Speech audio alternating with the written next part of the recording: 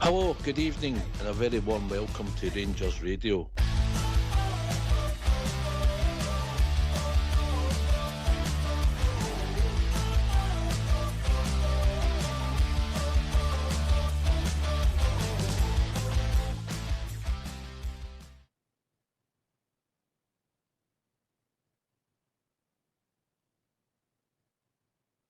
Hello, good evening, welcome to Rangers Radio. Join myself, Ox. You're on the show this evening.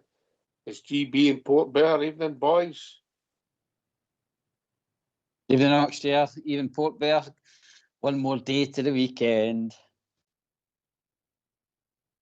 Evening, Port. Evening, boys. How we doing? Good to film these again. As you said, Gary, it's nearly Friday. What difference does that make to you used to? What do you mean? It's a long life for me this Saturday now, mate. So I'm happy. We're the backbone of the gas and electrical industry in Scotland, mate. I'll let you know. Sorry. You're breaking up there. the Batman and Robin of the industry, yes. Aye. Del Boy and Rodney there, like. That's what I was going to say.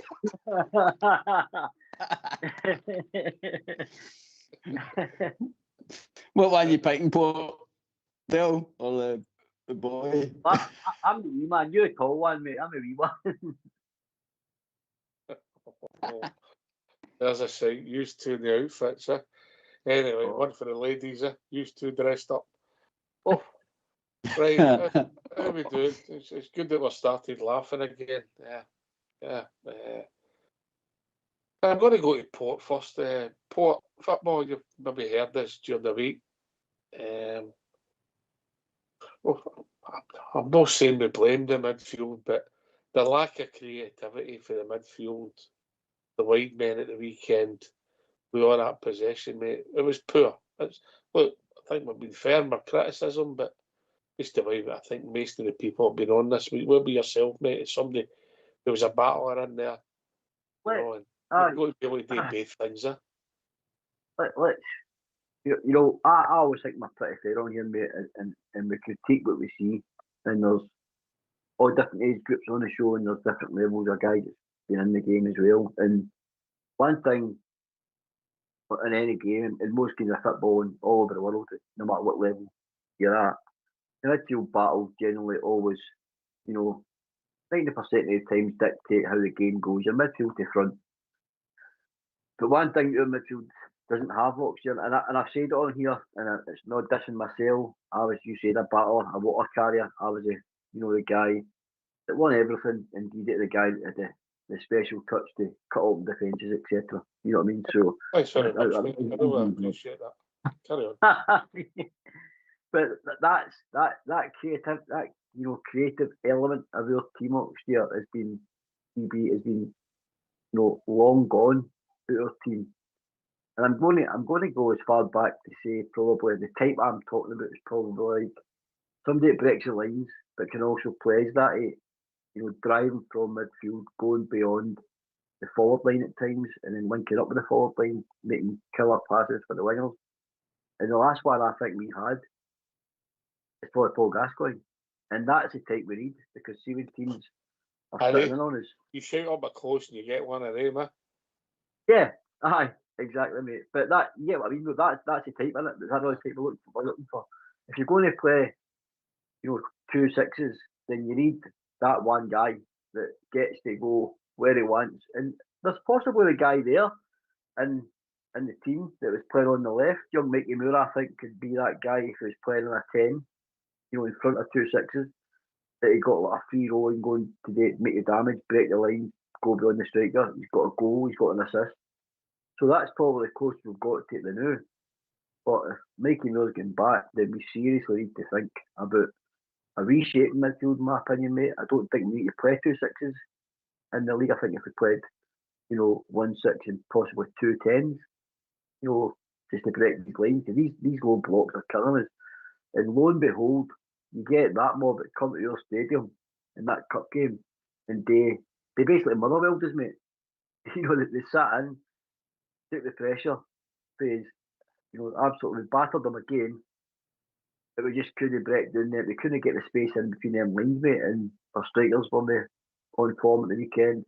The wingers provided very, very little. There was no penetration from midfield. Nothing really for the fullbacks. You know what I mean? It was sad, mate. It was sad. I'm over it now. Back on the solid foods now, but it took me a few days to get over it. But that's the football inside behind me. So that's where I'm at the moment. I think we do severely lack that creative element for midfield. The late runner in the box, as I said, the guy that's going to carve the defence open, etc. We do create. We've not got that. We've not got that in my locker. And you've got the midfielders that are there. They'll battle for your day. They'll do all the running you want them to do, but sideways and backways, very negative, mate. I would argue that we won the midfield on Sunday. We did. There's another element to that. You've got to then create as a team, not just them, man. It's not just about them, mate. 100%. It's they're part of it. They're part of the machine. You want the link up between your defence and midfield, and you link up between your midfield to front. So, but at times it looks like the midfield's a unit Oxford, the defence a unit, and we're forward line, whether it be Nadiri, Dermity, Olsen, and Young Moore. It just looks disjointed. It wasn't cohesive at the weekend, mate. It was done in fits and starts, and as I said, we're still not playing as a unit yet. Midfield do their thing, midfield do their thing, and the forward line are often left up front with severe lack of service. I agree with the lack of service, mate. I'm not saying you're going to get perfect service all the time, GB, but when you're in these situations that we were in, that's a good point, that mate. But it wasn't breakaways, it was sustained attack after attack after attack. And we were letting ourselves down with just the lack of creativity, the lack of quality, the lack of decision making, whatever you want to call it just didn't happen, GB. Aye, obviously the lack of movement as well. And like you say, the passing, like Raskin's passing, I felt was honking again. Just hit hope a lot of the time for him. No, it's no strength, mate. He ain't a good passer in the ball. Diamondi's not a good passer in the ball. Conor Barron's not got a great range of passing. You argue that he's not a bad passer, but it's all 10 yards, what, buzz. He's not got. You don't see Conor Barron when he's playing getting the ball in the right fullback position and pinging it to the outside left. He's not got that. He's longer. So they're all good at some of the. They can't shoot. Can't shoot. They're all good at some of the things, but you're right, mate. They're not good passers of the ball, yeah. No. We've probably not fixed that position, Ox. You think back to probably when we had Aribo in there, we had Hadji. I would say Glenn Kamara. I would say Glenn Kamara. Glenn Kamara breaking it as well, aye. Even to a certain extent, I know we all kind of fell out with him, but Cantwell as well. He was brought in for that kind of position. Rami was brought in to try and help that position. And then we had Asgard to come in and try and help in that midfield position as well. And none of them have been a success. And what we're probably looking for is Port Touchstone, mate, is the form and make you move, that drive and desire.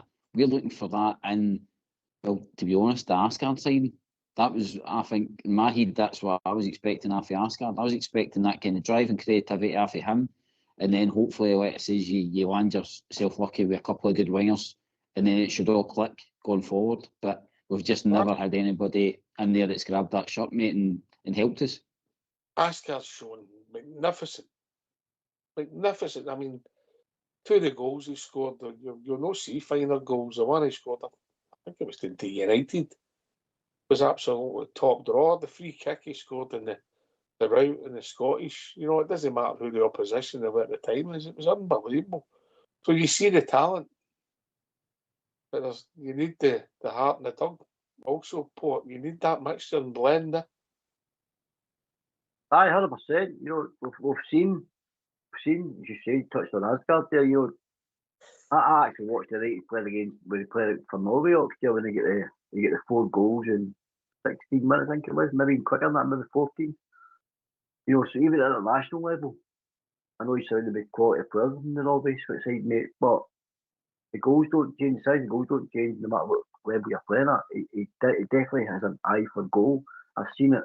We've all seen it enough. We've not seen it enough at Rangers, but we've seen it in his international career, his previous club. You know, he got goals in England and stuff. So it's just nobody. You say, Roxy, that's what having all that flair, but as you say, it's a fight in the dug in it. It's a heart. You know, But also, I can't remember him taking a chance, Port. I'm trying to rack my mind. I also remember the 2 goals, but there are a few goals he scored, but I can't remember him creating a chance. He's a big unit as well, Oxford. See, if you look at him, see, like, he's a big boy. He's big shouldered, he's big chest, big massive thighs. You know, he's a unit. You know, he should be, you know, physically very imposing. Oxford. He should be bullying. I'm not saying bullying because he's a better player than that, but because he's got that bit of flair, if he had that bit of grit to his game, I think you could have a serious player in your hands here, mate. I do see equality in Asgard, just not seen it at Rangers enough, you know. And I think that's one of the biggest problems we've got at the moment. Sometimes when we're watching at the weekend, and you know, I'm a Olsen fan. I like Olsen. Again, we've not seen him at Rangers yet, I don't think, but I don't doubt his quality. But to win games, obviously, you've got to have 11-year teammates all fighting for the same cause and going towards the same goal at the end of the games or end of the season, whatever. And we can't have any passengers. And I felt Olsen, and I'm not being critical of just him, mate. I'm just as an example. Olsen was an empty shot, mate, at the weekend. Oh, he was, man. He was the worst. We can't have that. He was the worst player in our team, mate. Let's be honest.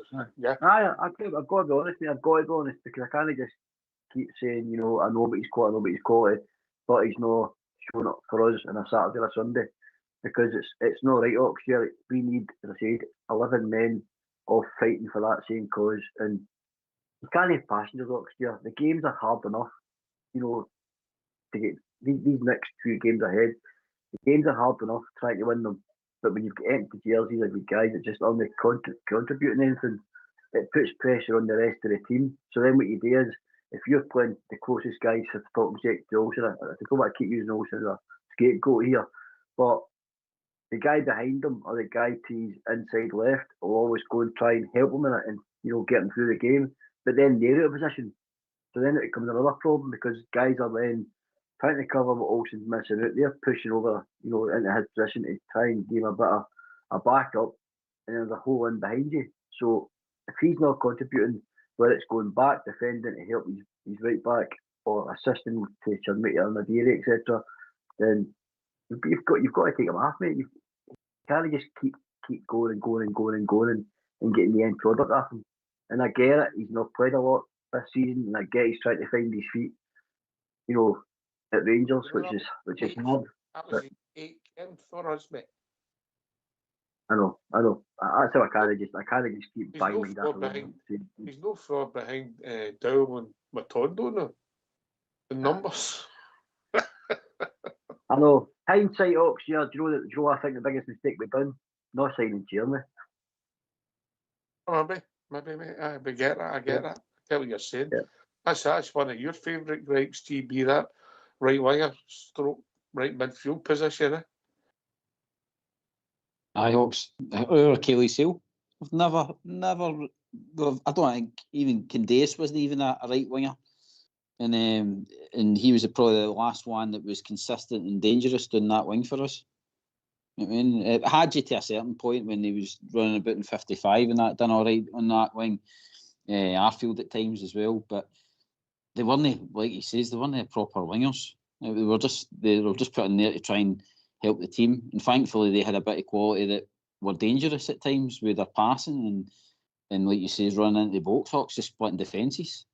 And maybe that's where the transfer window needs to look at come the summer, Hawks. Maybe it's time to maybe spend on players that are not going to be worth anything at the end of the rainbow, it's going to be guys that are actually got to come in and just like your Scotty Arfields, spend the money on, dare I say it, like a Stephen Davis and stuff like that. But you're only going to get a couple of years out of them. But then round about you have your Chimitis, your Gassamas and stuff like that can maybe move on in time if the team's doing well. So it's an area I think that says that the transfer window we've got to look at. Raskin, Port's talking about passengers. Like, I know he's still got time on his contract and that, but again, if all we've got to get out of him is just the same old, then I think we need to look at him as well. And you said about Diamande, it's two positions where we can't have passengers. Conor Barn, like I think you've said 100 times, Oxford Road, much the same. And Chuchi, big strong boy. Again, he'll do a job in there, but again, he's not got in, like, he can't grab a ball and drive. He scored a goal, but I think, again, he's just got to be a guy that's like a clean-up kind of player. We're definitely needing to look at it. What they call a number 6. That used to be a bus. That used to be a bus. The number 6. But I get it. Listen, I don't think any of the boys are bad players, mate. You know, and the you've seen the skill, and some people might say it's luck. Diamande gets out of scrapes and things with the ball that often that he's got something about him, but that's the flaw in his game, mate. He's not a good tackler, and he can't pass the ball. He's not great at heading. He doesn't create a lot, and he doesn't score that many goals. But for that, he's all right. And I'm not having a go. We were saying that he was playing reasonably well in January, but we're being honest here. We've got too much that are too much similar, mate. And GB's right. Maybe we do need to get a few out, to get a few in. You know, have 2 6s in the team, but try and get, go and sign 3 10s, go and sign 2 10s and an 8. Still fashion 8 box to box, like Steven Gerrard type box, goes box to box, can do both jobs, get forward and get back. Let's breed a player. A left foot like Albert's, pace like Laudrup. We'll try and make one. No, but you get what I mean. We definitely, we've not got somebody that goes box to box, Oxford. Do you need a donor for that? Do you need a donor for that? Aye. I just think it's a type we're missing, mate. We're just missing a type. The type we're missing is a driving midfielder that makes any late runs into that box. Because you know, Oxford, you played for the forward, and I did. If you're that guy breaking your neck to go beyond the striker, and you're sitting deeper in midfield, I used to love nothing more than just pinging that ball. You're over the tap or inside left or inside right into that guy that made that run, because he always found space. They guys always find space, Oxford, because they're way up there and intelligent. That's because you always get in. So they always found space, mate. Good players find space, and guys like, if you got a decent passer in midfield, he'll find you. But unfortunately, we've got 2 problems here. We've got a problem. We've not got somebody to find space in that further forward position from midfield. And the other problem is we've not got anyone that can find them. We've not got a passer. We've not a guy that's got that eye for the needle pass. We've got pretty much same in midfield, and that's a problem up here. Didn't seem a problem, in the years going by, because we're all thinking, another one signed good. He's better than the last one we've signed. And Chuck Rainey comes in, and you see him playing. I didn't know a lot about the boy, but as I'm looking at him, he's pretty much the same as the rest of them, mate, isn't he? He's no different. He's probably a bit bigger physical specimen, and you bring a bit of physicality, but he looks at number 6. He looks at number 6, doesn't he? Yeah. You agree? He's 8 I do. Yep, 100%. Yep. Aye. Listen, there's times for all these players, but we'll see where it takes us. I mean, we've talked about the midfield a lot this week, but we're all frustrated. And I'm not saying they were particularly bad. They just like that quality of the right decision. So did Moore, so did Olsen. Olsen's game was summed up when he couldn't get a corner kick in GB. Yeah? Aye, awful, mate. Awful. And again, they're the moments. You're needing to be dangerous then. Especially at that time. I'm sure that we had about 3 or 4 corners at that time. We were hammering them. And they're just looking for that bit of quality. And that, I think that's the thing that we shake our head, because we've seen, like you says, the boy, he's put in for the overhead kick. He put the ball in for the header for Chimete. So there's a quality ball there for him. But I don't know what happened to him on Sunday. That was probably his worst game I've seen in a Rangers shirt. I just don't know. I don't know what's going on with him, why he's so hot and cold. You just said before that he's not had a lot of game time and stuff like that, but he's had, as you said tonight, Ox, he's had plenty of time to know about the squad now. He's had 8 games and he is a starter most weeks, so I don't know, the excuses are starting to run out a bit for me, to be honest. Hot and cold, you've been polite. Oh, I've seen it's cold, mate. You know, I mean, I know he's put the ball in twice, and I've given assists for the Chimete goals. You know, the overhead kick. For me, it's not an assist because he's not picked him out with a cross. I've got to give you all by that one. The header, aye, I'll give him that one. Yeah, but as a winger, mate, you get the cross in, put it in an area. You know, there is a lot of luck involved whether you pick out the man. Because let's be honest, you know, so you're not always trying to pinpoint. You know, you're trying to just put it in an area and hope for the best. So I get that, mate. But it just wasn't Scove Olsen, let's be honest. We're not picking him pot. But, no, definitely not, mate. No, it's definitely not just Scove Olsen. But he was poor. He was poor. Aye. And the report kid, mate, must try harder. And it's not, he's got pace.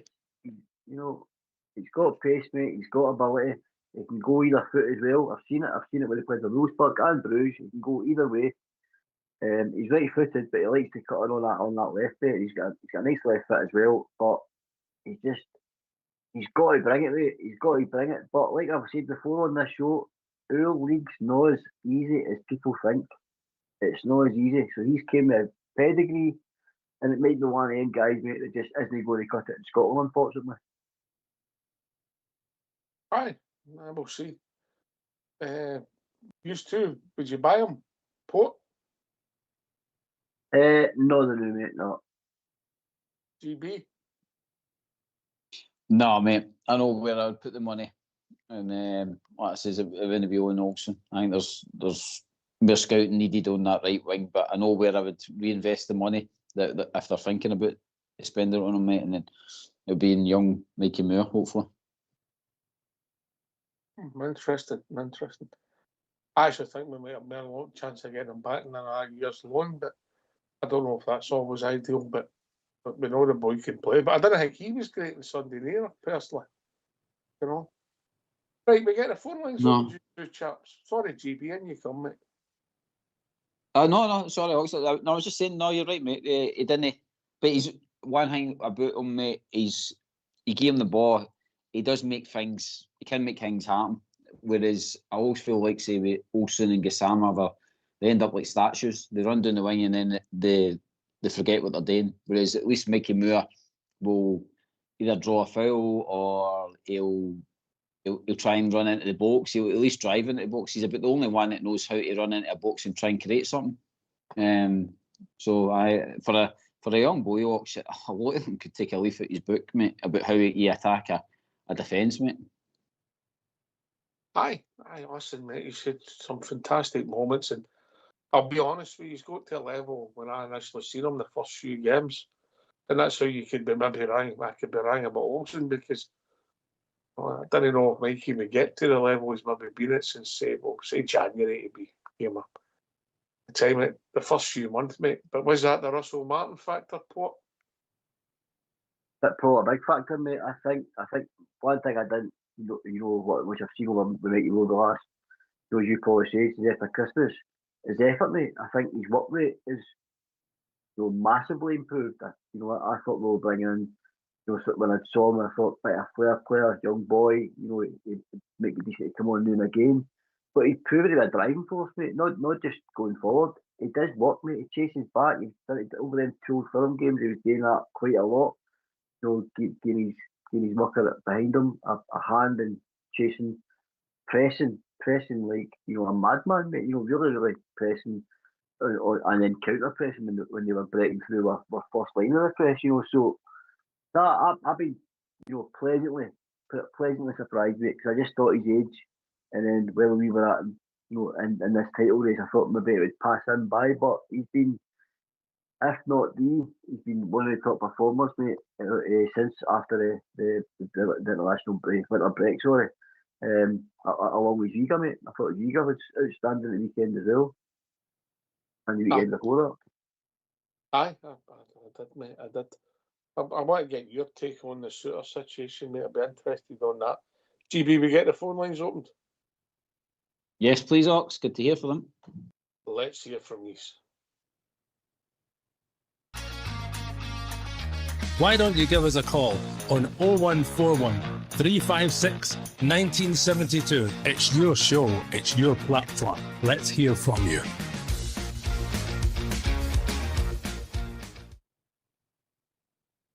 Yeah, come in here. We've got to critique our team. We won the great. Port, John Suter, I just think it looks as if his confidence is gone, whether that's off the park, on the park, I wouldn't like to say, mate, but he just looks as if he's gone, mate. I've mentioned it quite a lot in the last few weeks on the show. Am I being harsh? Am I being kind? What are you thinking? No, I think if I'm brutally honest with John Suter, mate, he's domestic level centre back, and I can't understand why his confidence is below, mate. I don't know if I'm making excuses for him by saying that, because he just signed a contract, a year extension, so he's at club another year. He was playing, he was in the squad because Giga had lost form before he went away to the African Nations tournament. So things are seem like just ticking over for him. Is there a mistake in John Suter? 100%. There's a mistake in John Suter.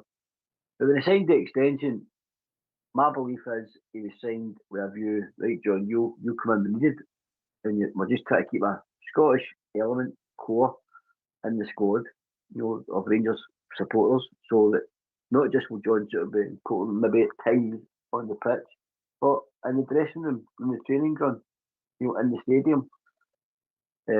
That's where I see John Suter, mate. I hope that didn't sound too critical, but I think that's what John Suter is, mate. And I just think there's a mistake in him. He's a domestic level at best centre back, and people are probably wondering why he got an extension. Maybe people would, the listeners that hear any callers going to call in will probably, say we shouldn't have offered him a contract. We should just let him go. But I do understand why they've kept him, mate, and I think it's for the reasons like I'm suggesting, that they accept him for what he is, and he'll be an influence maybe off the field probably more than he will be on the field if the Rangers bring in more defensive cover in the summer, mate. That's how I feel about John Suter. So now would I give him a contract? I thought it was a smart contract. We didn't give a 4-year deal. Yeah, it's a 1-year extension. Yeah. I don't know the details of the 1-year extension. Who triggers it? Is it going to be both parties? I don't know. Only time will tell. But it looks as if it's a smart contract. And I don't want to get personal with John Suter, because he always came across as not a bad lad, and he comes with good stock, mate. But we're only critiquing the football, mate, and I genuinely think he's gone in the heat. But I don't mean that as a disrespect to him. I think that might be confidence, or there's something worrying him, and he's not quite right, and he looks a different player. And I would have gave him a contract, so I'm actually contradicting myself, GB. No, but you're giving him the contract, Ox, on maybe some previous performances, because he has had decent performances. He's not always been a bomb scare, but I think he came back. Remember, he just came back for injury, and he was kind of like slotted straight back in, and we were actually quite steady in defence at that time, I think. And ever since he slotted back in, then it's been a bit higgledy-piggledy. And the Livingston game and stuff like that, again, I think that's where like you says, mate, I think that's where it shot the confidence. And then the manager went with trust into the first Old Firm. And I think when he mucked up there again, that's when the managers had to drop him. And that's the hammer blow into it. Like, you get dropped for the following game. and then you're brought in at the end, and again you flap in that game. So it didn't really end well for him either at the weekend. So one thing where I'll applaud the manager is that form thing. Like, he's not continually just playing John Souttar. If you're no performing, then you do get dropped. But I suppose he can't drop them all because he's not got any good enough replacements. But whereas with John Souttar's position, if you're no on your money, then he's getting dropped out for like Giga.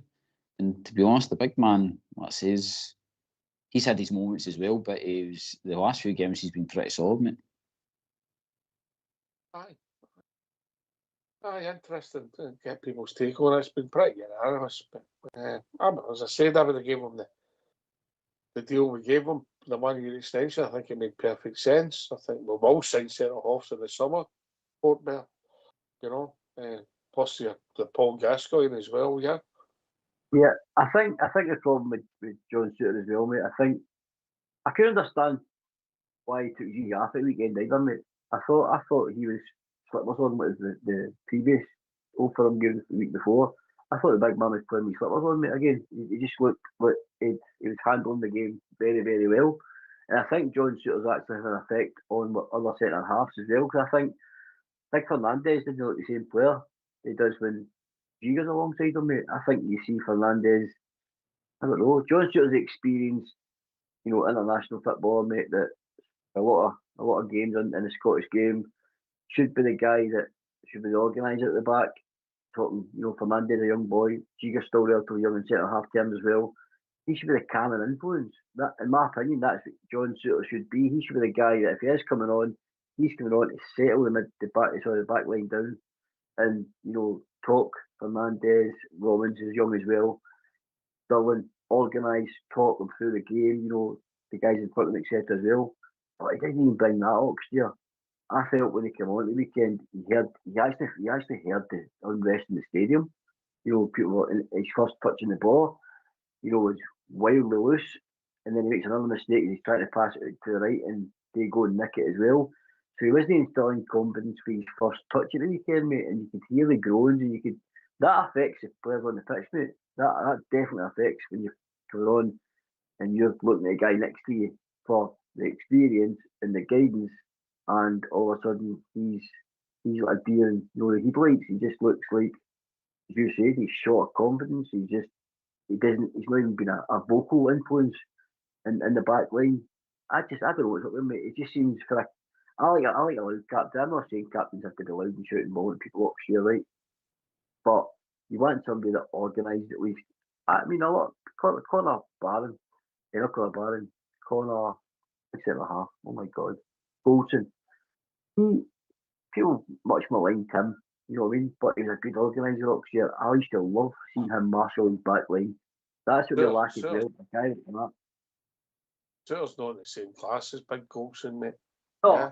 I mean, but you know what I mean? You can be a decent centre half box here, but if you're a damn good organiser and communicator, you can lift your game because you're lifting the rest of the guys about you, and all of a sudden your game's becoming easier because the guys around you, because you're organising them and marshalling them. It helps them, it lifts them maybe 20%, and then you're finding the game a wee bit easier because you're keeping your back line and the guys in front of you tight. You know what I mean? I just don't see that in your team either, mate. We don't have enough organisers in our team. We've not enough mouthpieces, if you like. You know what I mean? Listen, we've critiqued them. I think we've been fair, and it's Big Souttar come on as sub. We never lost any goals. We've got some players who can play. Robbins looks a player. Fernandez looks as if he's come in an asset. The press are desperate to sell him. That usually means that we've got something special in our hands. GB, if the press are desperate to sell him, yeah. Oh, aye. The price tag just keeps going up, and he's not at the papers rocks. So, aye. But what it says for them, fill their boots. But like for now, though, like I think you and the Hughes touched on the other night there, the set pieces have been a bit quiet recently. Big man was obviously unlucky at the weekend, right enough. But it's as long may it continue, because again, it's still a part of the game, isn't it, Ox? We still need to sell and reinvest. The board will back as much as they can, but any time, like you says, any sniffy decent money, mate, we're going to have to turn it air.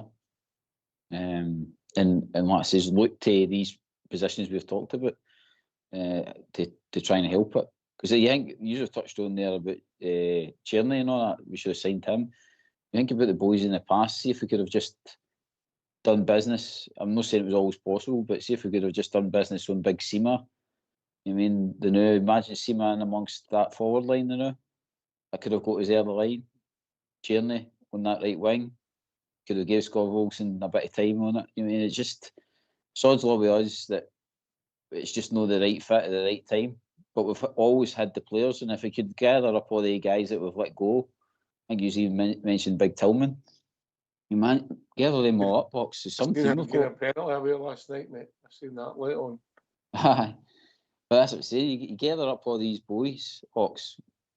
We would have easily been able to challenge even more than what we're doing now, mate.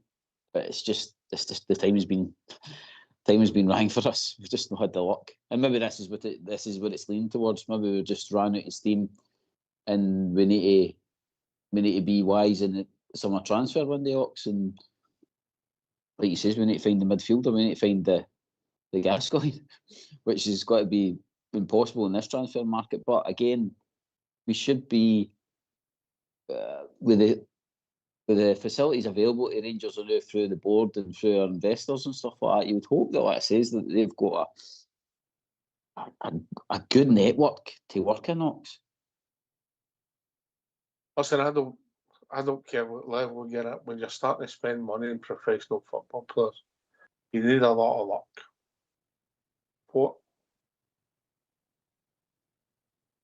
100%, mate. Even if you're doing 50% of your business in the transfer window, and 50% of them that go on and make a name for themselves, some will go and maybe out of that 50%, you may get 20% that will go and really push on and get a bigger move for our club. And that's what you're hoping for. But by God, we've got a unique league. We've got, the way teams play against us, got these guys that come in, think they're coming to an easier league. But it's a culture shock, in my opinion. It's an absolute culture shock coming to play in Scotland. It's like one of the ones, only the strong survive, only the fittest survive. That's what it's like in the league. So that's the other obstacle you've got when you're signing players. We've got to go to them. They can't just look about their ability. They can't just look about their head and their passing and all their stats. We've got to actually look into their soul and their heart. We've got to make sure, you said earlier on, we've got to make sure the fight's in the dug. Got to make sure that's one of the givens when you play for Rangers. You know what I mean? That's got to be there, and that's something that comes over when you're having your transfers. When the manager sits down with them, and the manager gets a chance to ask the question. I remember Steven Gerrard mentioning it in some of the interviews that I've seen since he's left the club, where he got to speak to some of the players and really looked inside them to see what you ready for this? You know what this is like? You know how big this club is, etc., etc. That's the unique thing about the league. We're a unique team. We're a massive team that comes with massive pressure, and that we've got to find the right candidates that not only can play, but have that, as you mentioned earlier, share the cojones to be at our club. And that's how unique our league is and how big our club is. It's a hard, tough task to be a Rangers player.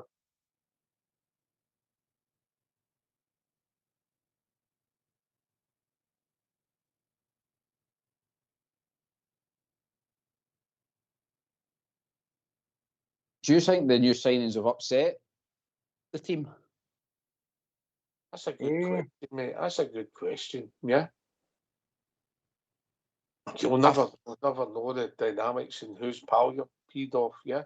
I've got that time that we were just trying to get to the transfer window. The team seemed more a team. It seemed more like we're fighting for each other, and it was that never say die kind of attitude, like grabbing the 1-0 results and all that. And it was sometimes, like I say, horrible to watch. But I remember you being on the shocks, and you're like, we're grinding out results, and we just need to keep seeing where this is taking us. And I'd rather be ground out the last 4 league games, 1-0, mate. Yeah.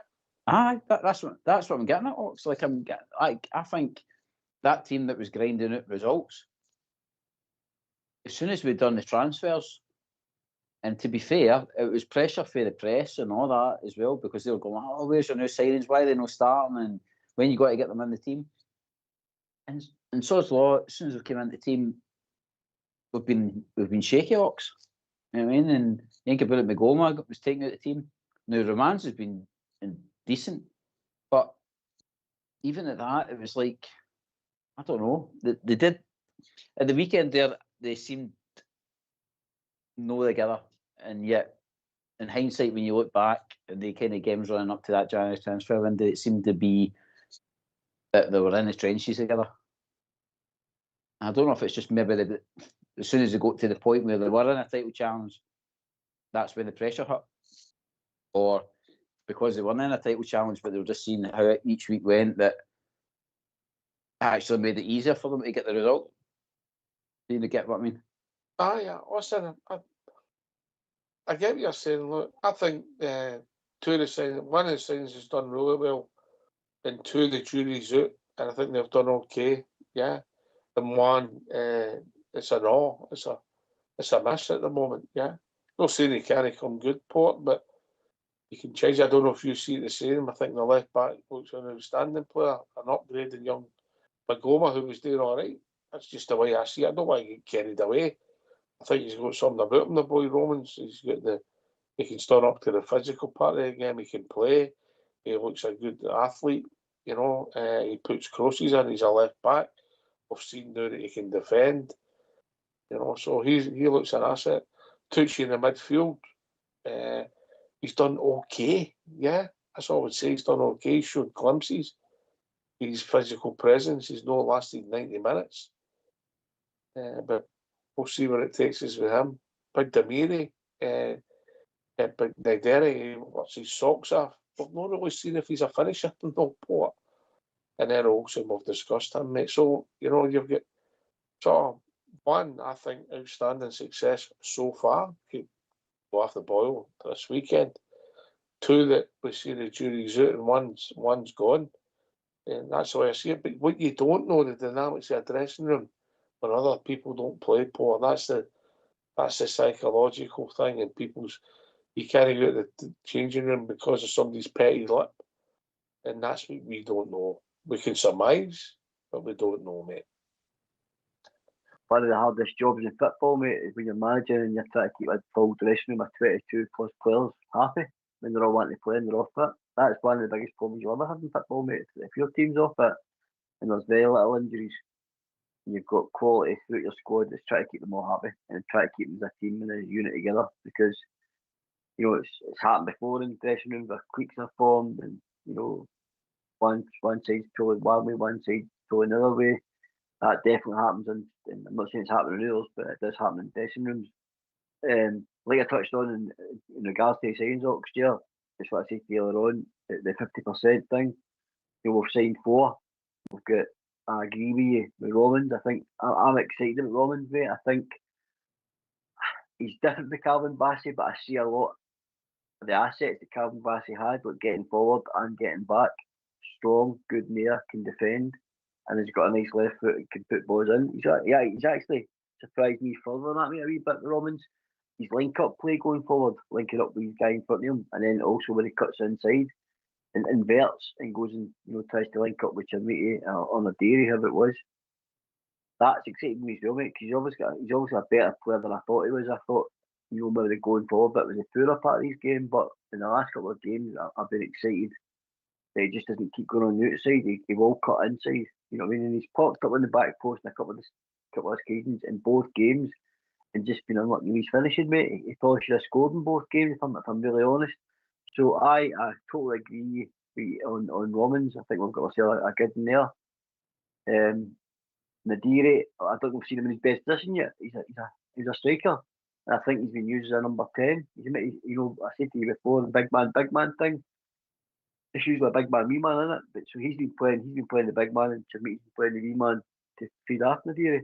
But Nadiri, I think it could be a slow burner. He's came for the 3rd division in Germany, but one thing I won't take away from that boy is his work rate. he works his socks off, mate. Literally works his socks off. So again, jury's still out, but I'm excited what I'm seeing here. A young boy as well, and his physical attributes will carry him great if he continues to develop. If he's been developing since his time in Germany, and then obviously his time in Scotland under a German coach.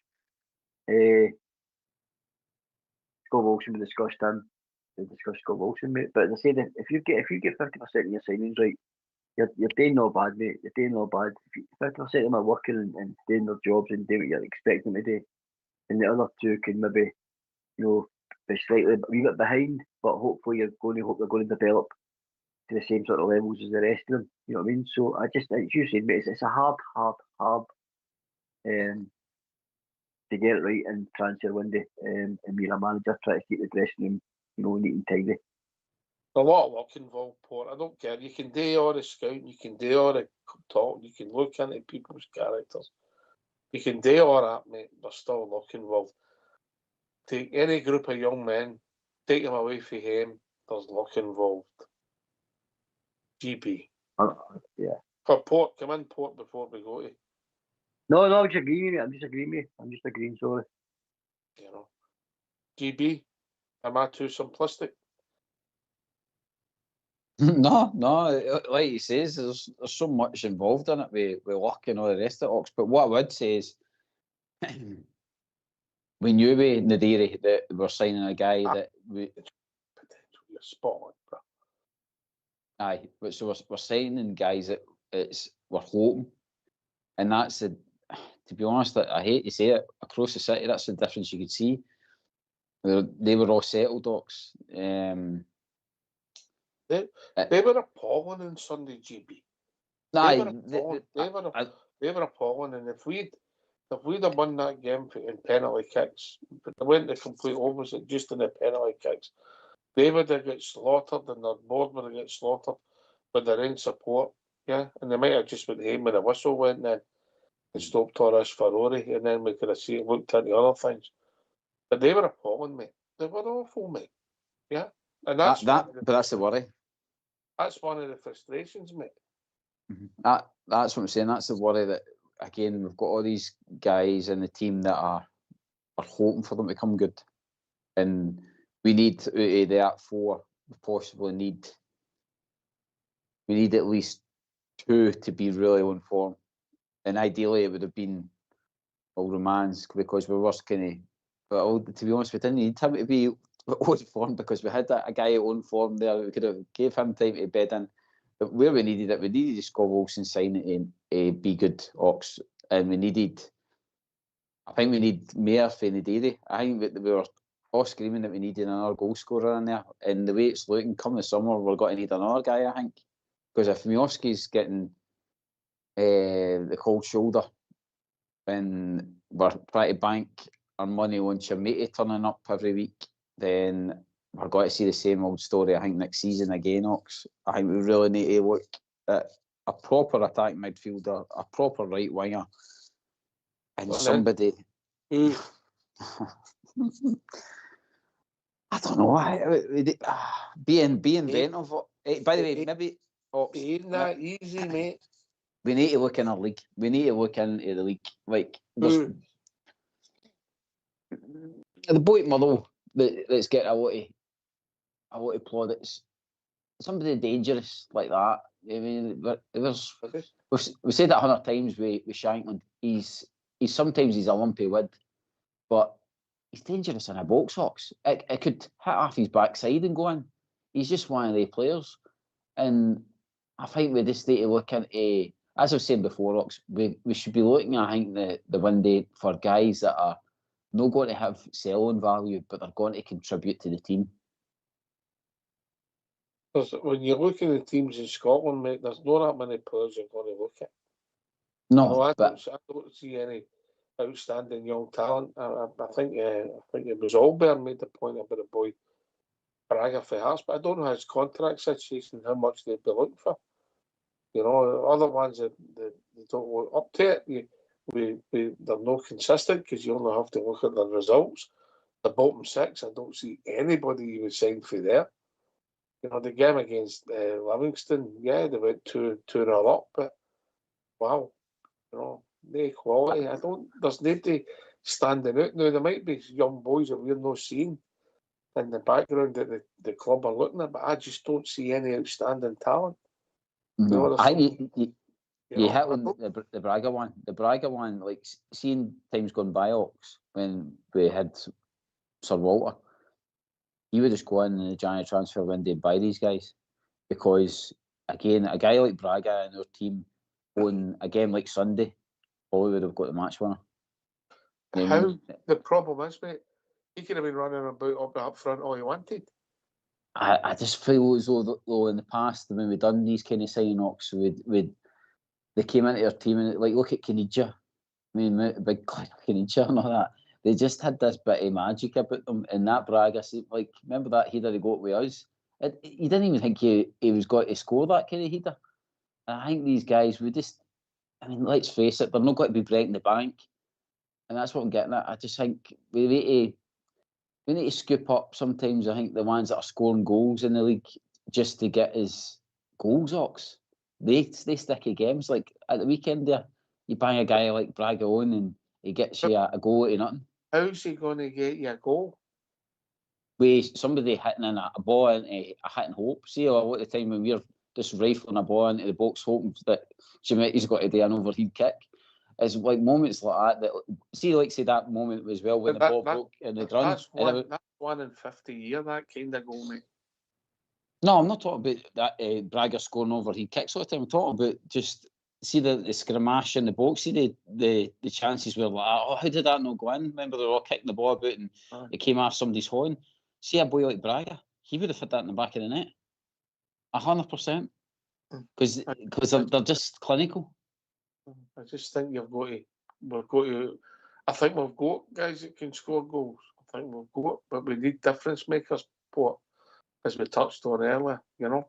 Anyway, great debate, mate. Great debate. But we need, I think, Majowski, Asgard, does it look as if Danny Rowe fancies him? Just day two, just maybe standouts. The manager doesn't fancy him. Am I reading too much in the report? No, I think it's pretty obvious that the manager's not feeling Majowski, mate, because when you're crying out for a goal, and I know the service was absolutely diabolical at the weekend and the weekend before, if I'm brutally honest. I think Majowski is probably the most natural penalty box striker we've got, and there was no space for him, mate. They didn't even want to throw him up front with Chermiti and say, Chermiti, like, you go the big guy and try and get flicks on, and you can go long to Chermiti and try and get flicks on Majowski. The manager just did the fancy box here because we were crying out for a goal both of them games and Majowski never got a sniff.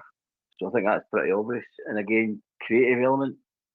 Asgard's supposed to have that creative side to him, and the manager's not using them, mate. Lost faith, maybe. You know, maybe that's what it is. I don't know. Maybe thinks he can't rely on them. But to play the way we did over the two games. Now, as I say, we played a much better the first time, but the second game, to play the way we did, and guys like that not to get a chance just to change it, just fresh legs, guys that should have plenty in their legs have not played much, and a finisher like Majowski, who's proven in the Scottish League, he didn't give him a sniff, mate. So I think their cards are marked.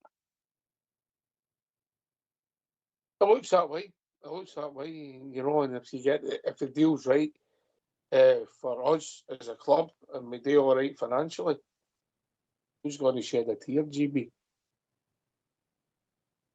Because all we want is better, mate. There's definitely no sentiment left in the sport for any players, you know, until they get right good. I mean, I think a lot of us would be probably upset about if Big Fernandez got bought up in the summer and stuff like that, but there's no many of them in that squad, Hawks, that you'd be... Even Chermiti, for all the nice goals he scored and stuff like that. If somebody was offering their money back in the summer, and Danny Rowe had somebody, I don't know, a bit more... You're selling. His form since the new year can make you're looking to sell him for more money than you bought him. Now, that's not, it's not just a case of getting your money back. what he's done in the big games, mate. He has to score more goals. I grant you that, mate. He's an asset now that I didn't see coming, mate. I don't know if you see it different. You go, and then we'll bring Portland before we go to the tune. Yeah, he's an asset. Whether you think he's a donkey or you think we can do better, he is an asset that if you'd have said that to me Christmas time, I would have said, no, I hope. You know, I think, remember, he fell with the ball against St Mirren and he hadn't scored goals. And then since that day, mate, bang, bang, bang, bang, bang. And the goals he scored, mate, wow.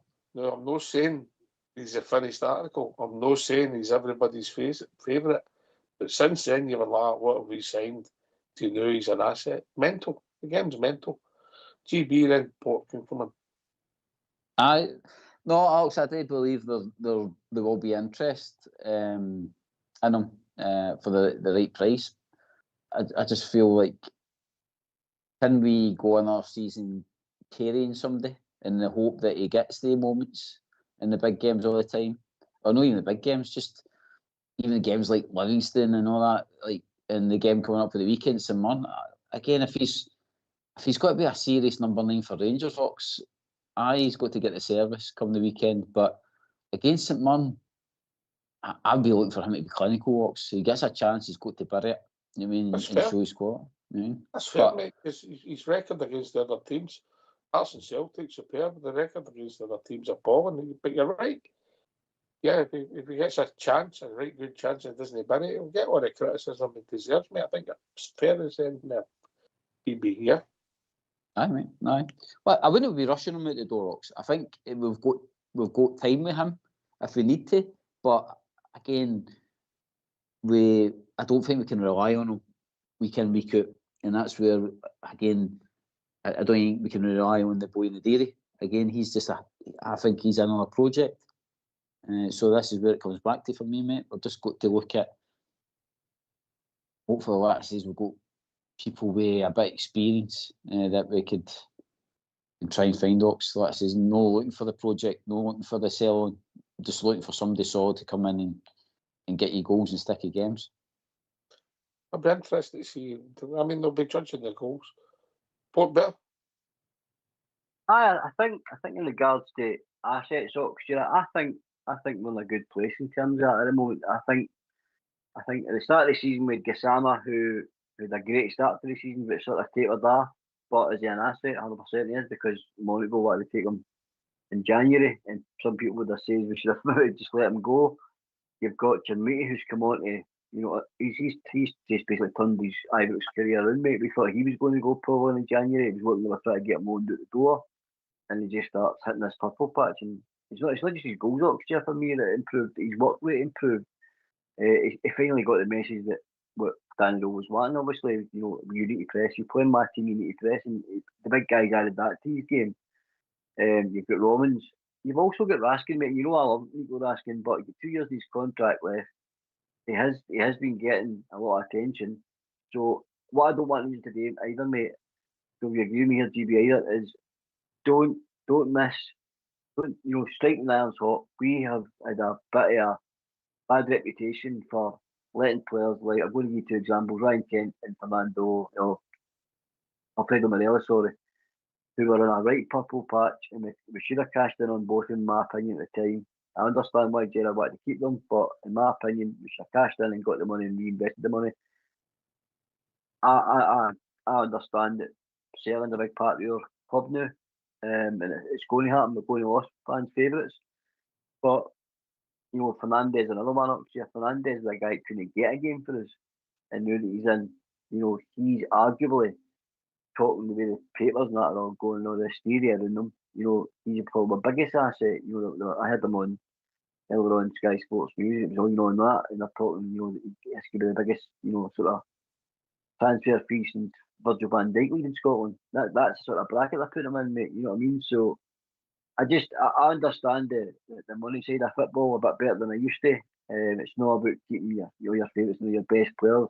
As long as when you're selling up here, you're getting the same quality in. You don't sell players of that quality to bring in a lesser quality. You're selling them on a profit to hopefully go and reinvest and bring a level above that again, and then you see what it takes you for there. But I think we're in a strong position in that side of the game when it comes to assets, and I think that's down to some personal improvement in players, a bit of the coaching. Obviously, Danny Rose improved a few players under him as well, mate. So long may that continue. But these guys, as we know, need a hand, and they need in the January, so in the summer transfer window coming up with a full pre-season with Danny Rose. I think we'll see another 20-30% improvement, guys. Oh, you're right. Get yourself in mute. We're going to have a tune.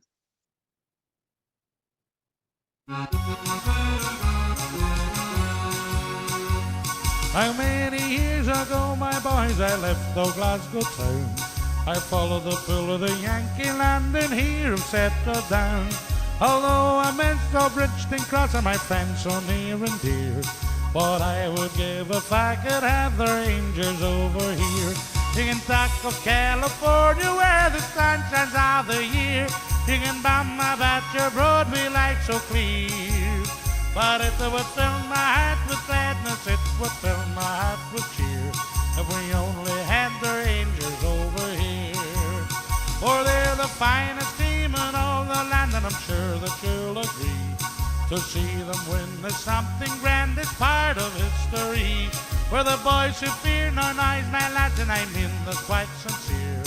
What I would give if I could have the Rangers over here. You can buck up California where the sun shines all the year. You can bum about your Broadway life so clear. But it would fill my heart with gladness, it would fill my heart with cheer, and we only had the Rangers over here.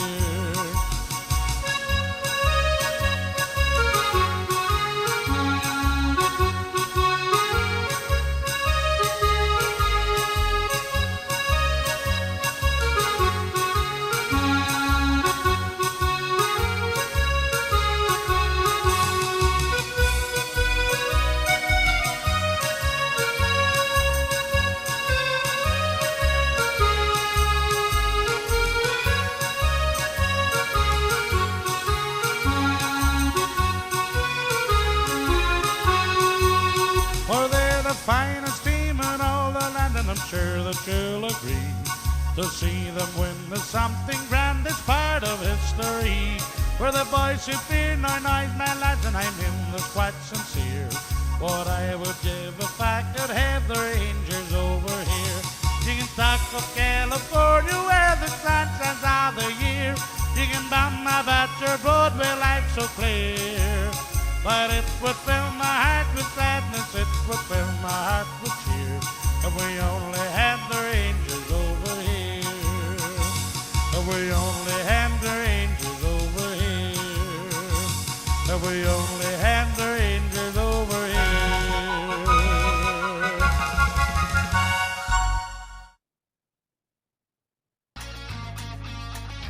Why don't you give us a call on 0141 356 1972. It's your show, it's your platform. Let's hear from you.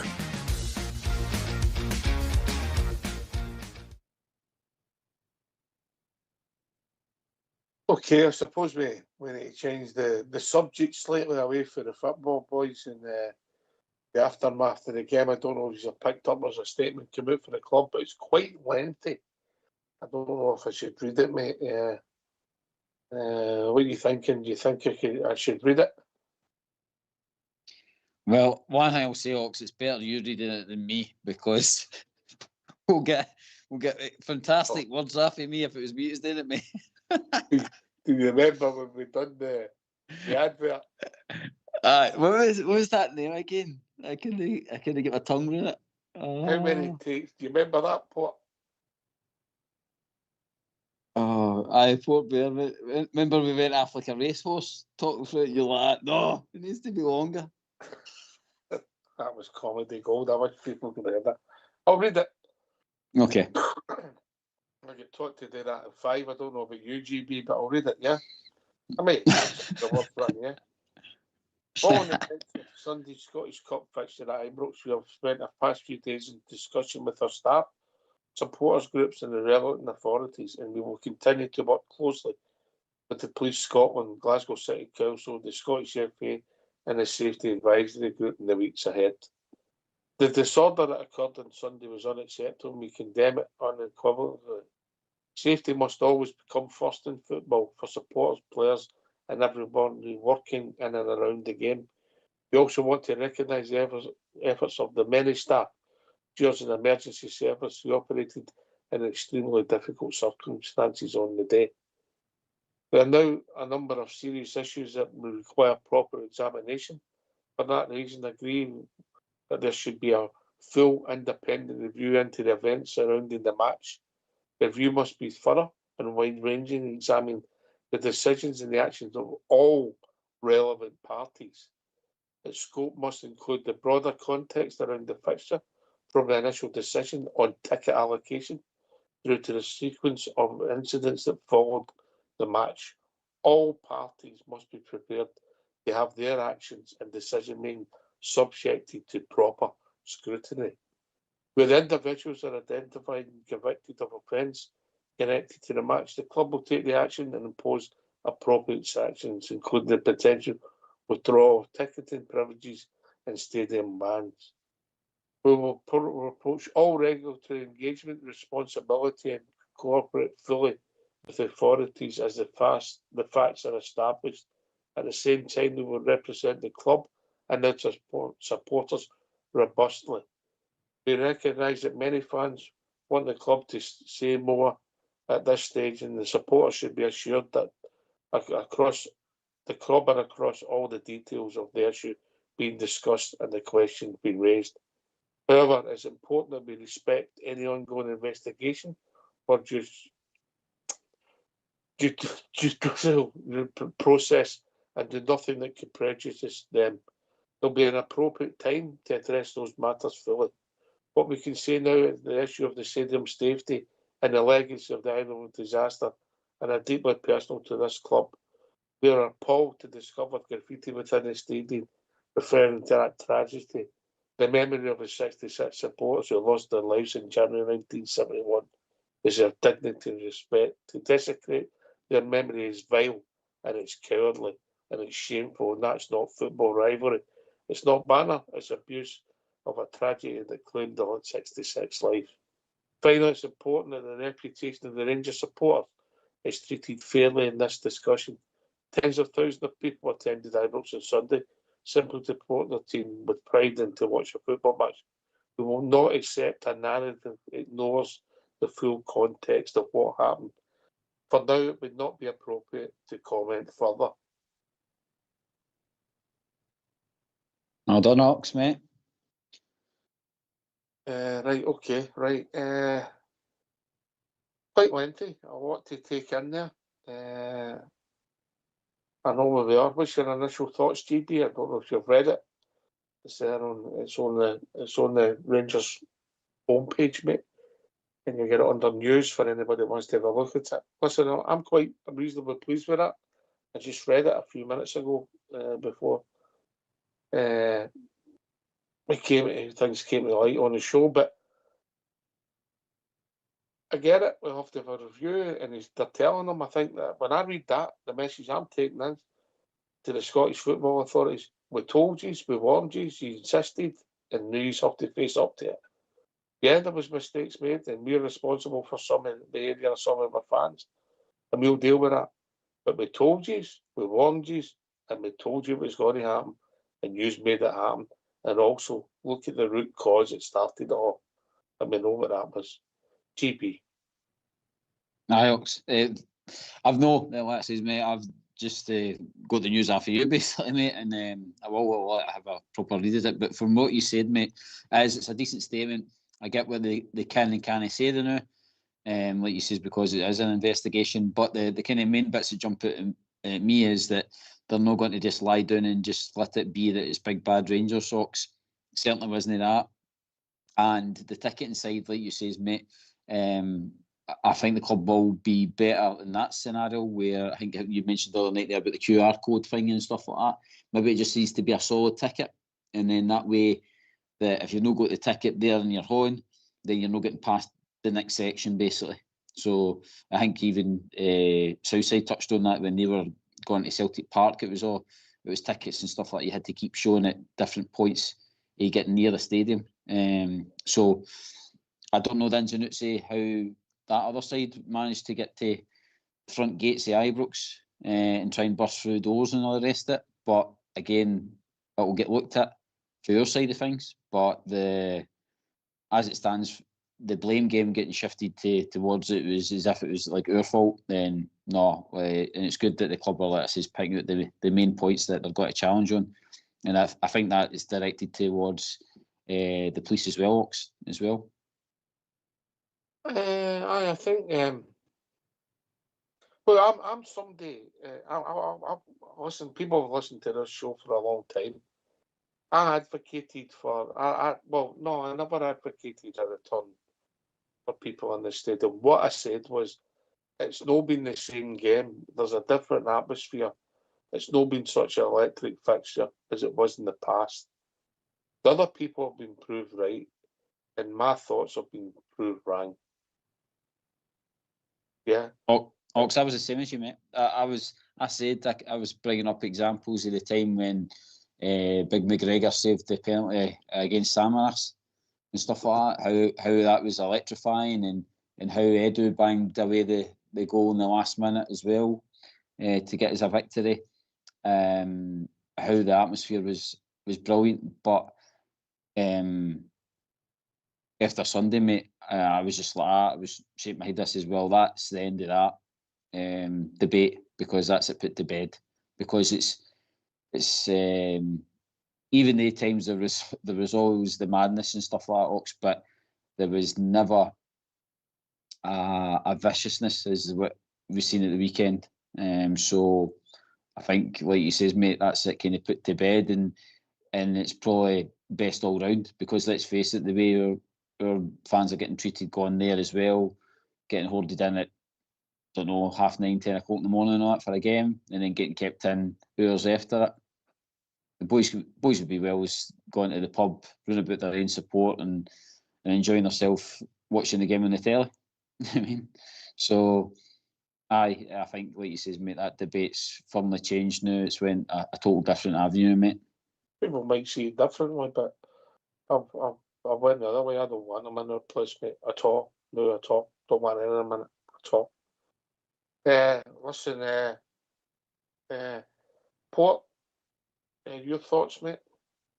Aye, it's been a week of silence for me, anger, and now finally some fun words for the club, mate. Some fun words. If you're a Rangers fan, the last few days have been probably a roller coaster, mate. You probably wanted to get off. It's been, it's been branded, the shame game. I've heard that on the news this week. For the game, 120 minutes, what we've seen unfolding, and then the frustration sometimes with, how the game transpired, mate. I don't think that helped. Now, I wasn't at the game, mate. I watched it on TV, and I will admit, for the first part of the game, when it was just all this song, and all the passion in the ground, you could feel it even in the house, mate. You'd feel it. I don't know, like inside the stadium, but I was like, right, this is maybe not going to be too bad. Not too bad an idea at all. But that changed, mate. That changed. And I'm on the same boat as you. Some of the things I've seen over the last week, damage caused to the stadium, the reputational damage, it's caused to our club as well, will that carry on? There's a time and a place for it, mate, and it's all my opinion.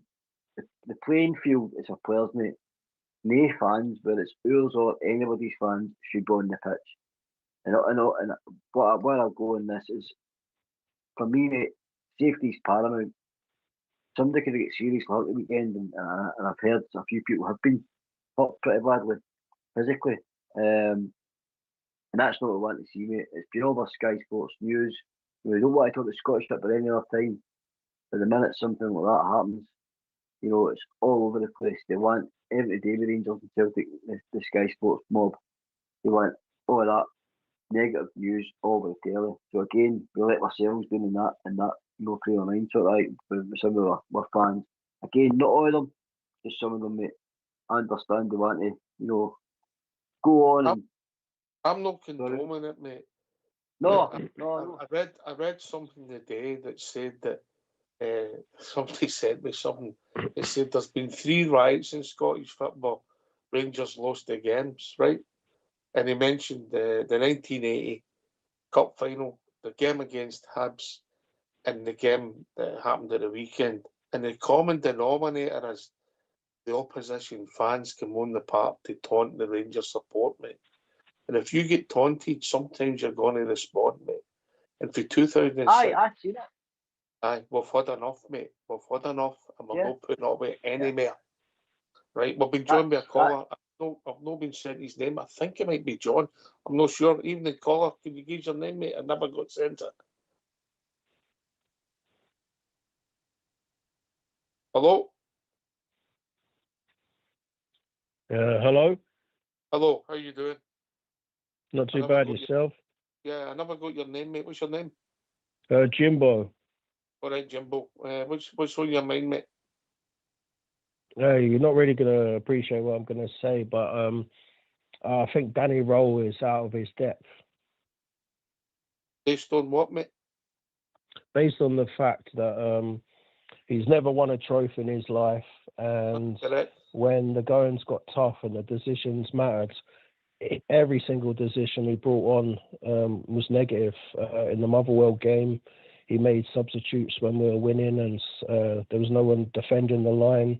In the game on the weekends, the substitutes both missed. And if he's never won a trophy, when he's at a club where he's expected to win trophies, and I've seen enough for him to know that he's just Clement's another repeat of him. He'll be good in the Championship just like he is, but that's his level. He isn't Rangers quality, and I know you can say that we haven't got the players, but he took Mikey Moore off. He's fallen out of Bojan, obviously. There's so much wrong about him, and it kind of was really embarrassing when the fans were singing his name after the game, but that was the worst Celtic team that we could have faced.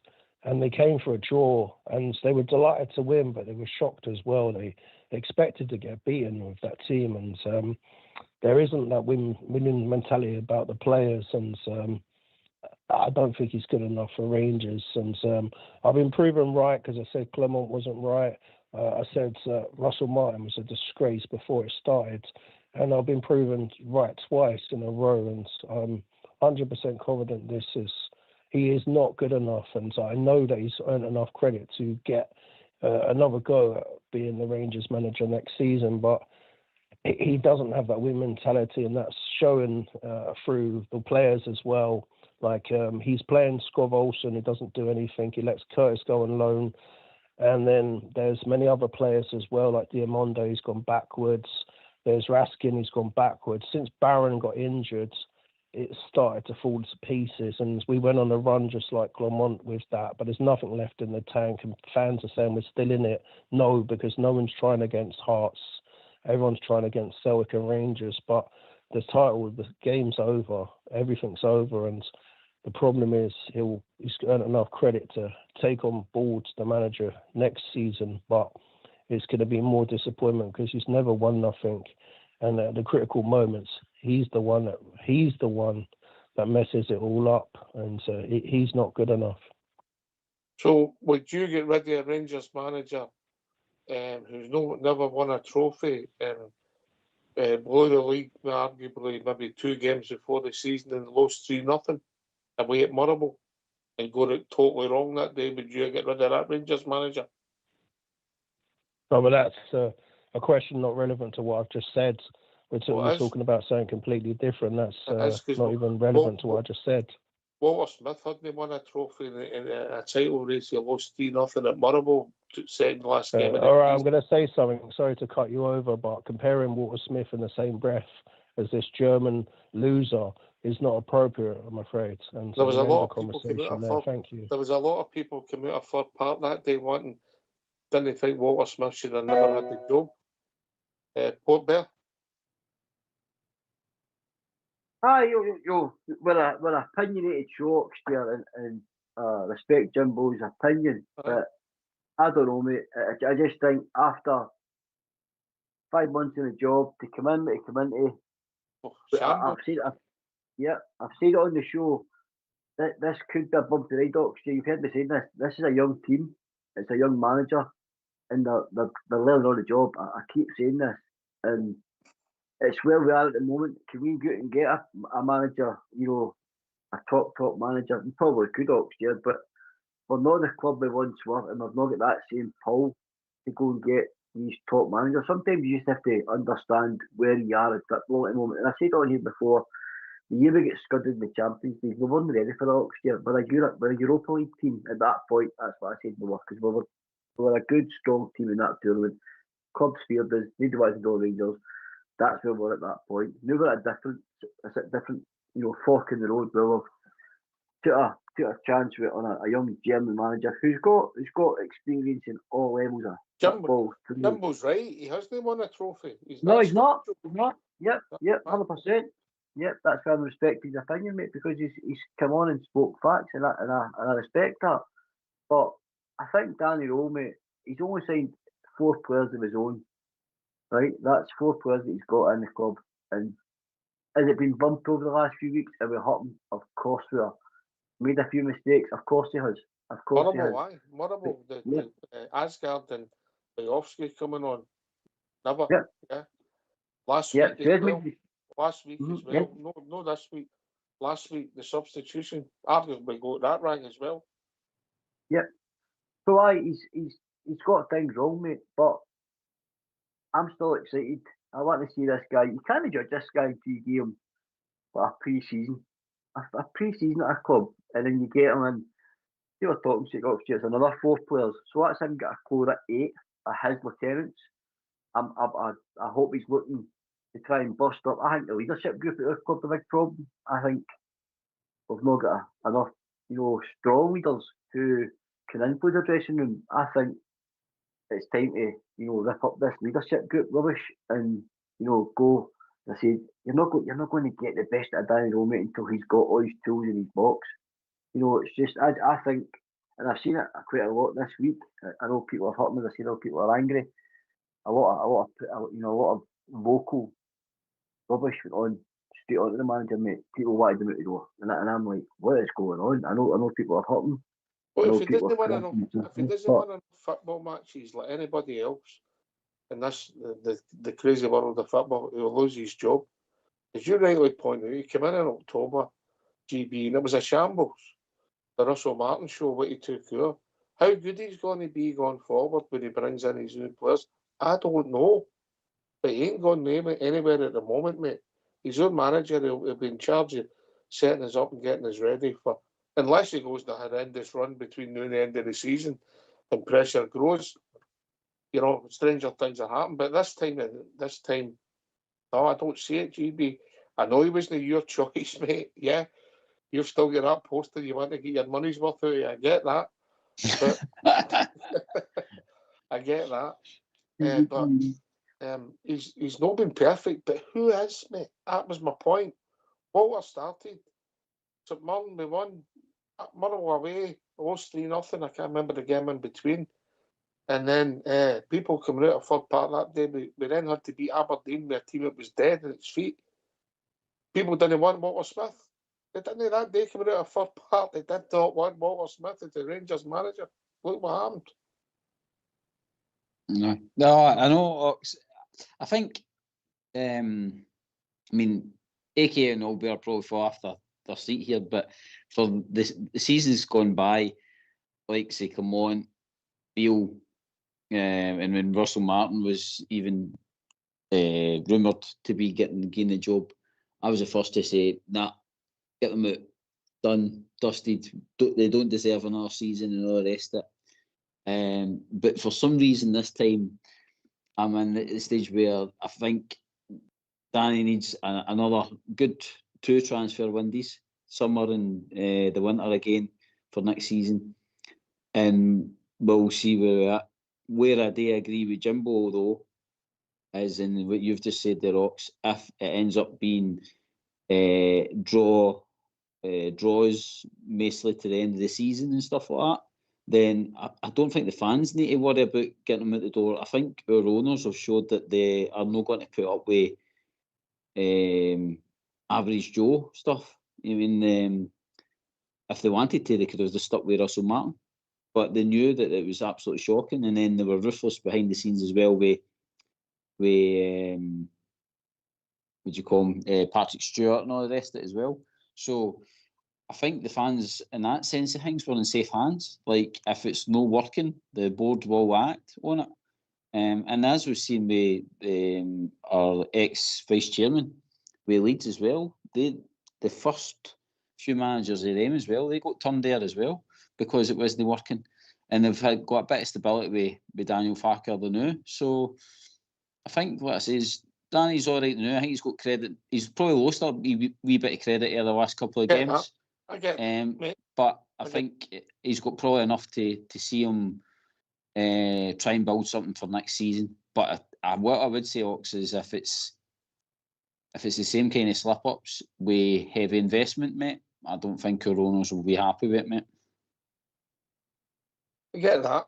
I mean, I think the credit in the bank for what he's come in and some of the games he's won, he's lost some of that credit. But he might, for some people, be in a negative. I understand that fully. I mean, nobody. The performance at Livingston, the end of the game at Fir Park, by the way, we never played well on that game. Easter Road, we were poor. So maybe people will say, well, criticise him for not winning away from him. That's a fair comment because it's factual. All I'm saying is, with a manager who started, he's never won a trophy. And after we lost 3-0, we could have potentially lost the league for a winning position with some legends in the team. We get beat 3-0 at Fir Park. And people coming out of that stadium, why has he got this job? He should never got it, and the place was going nuts.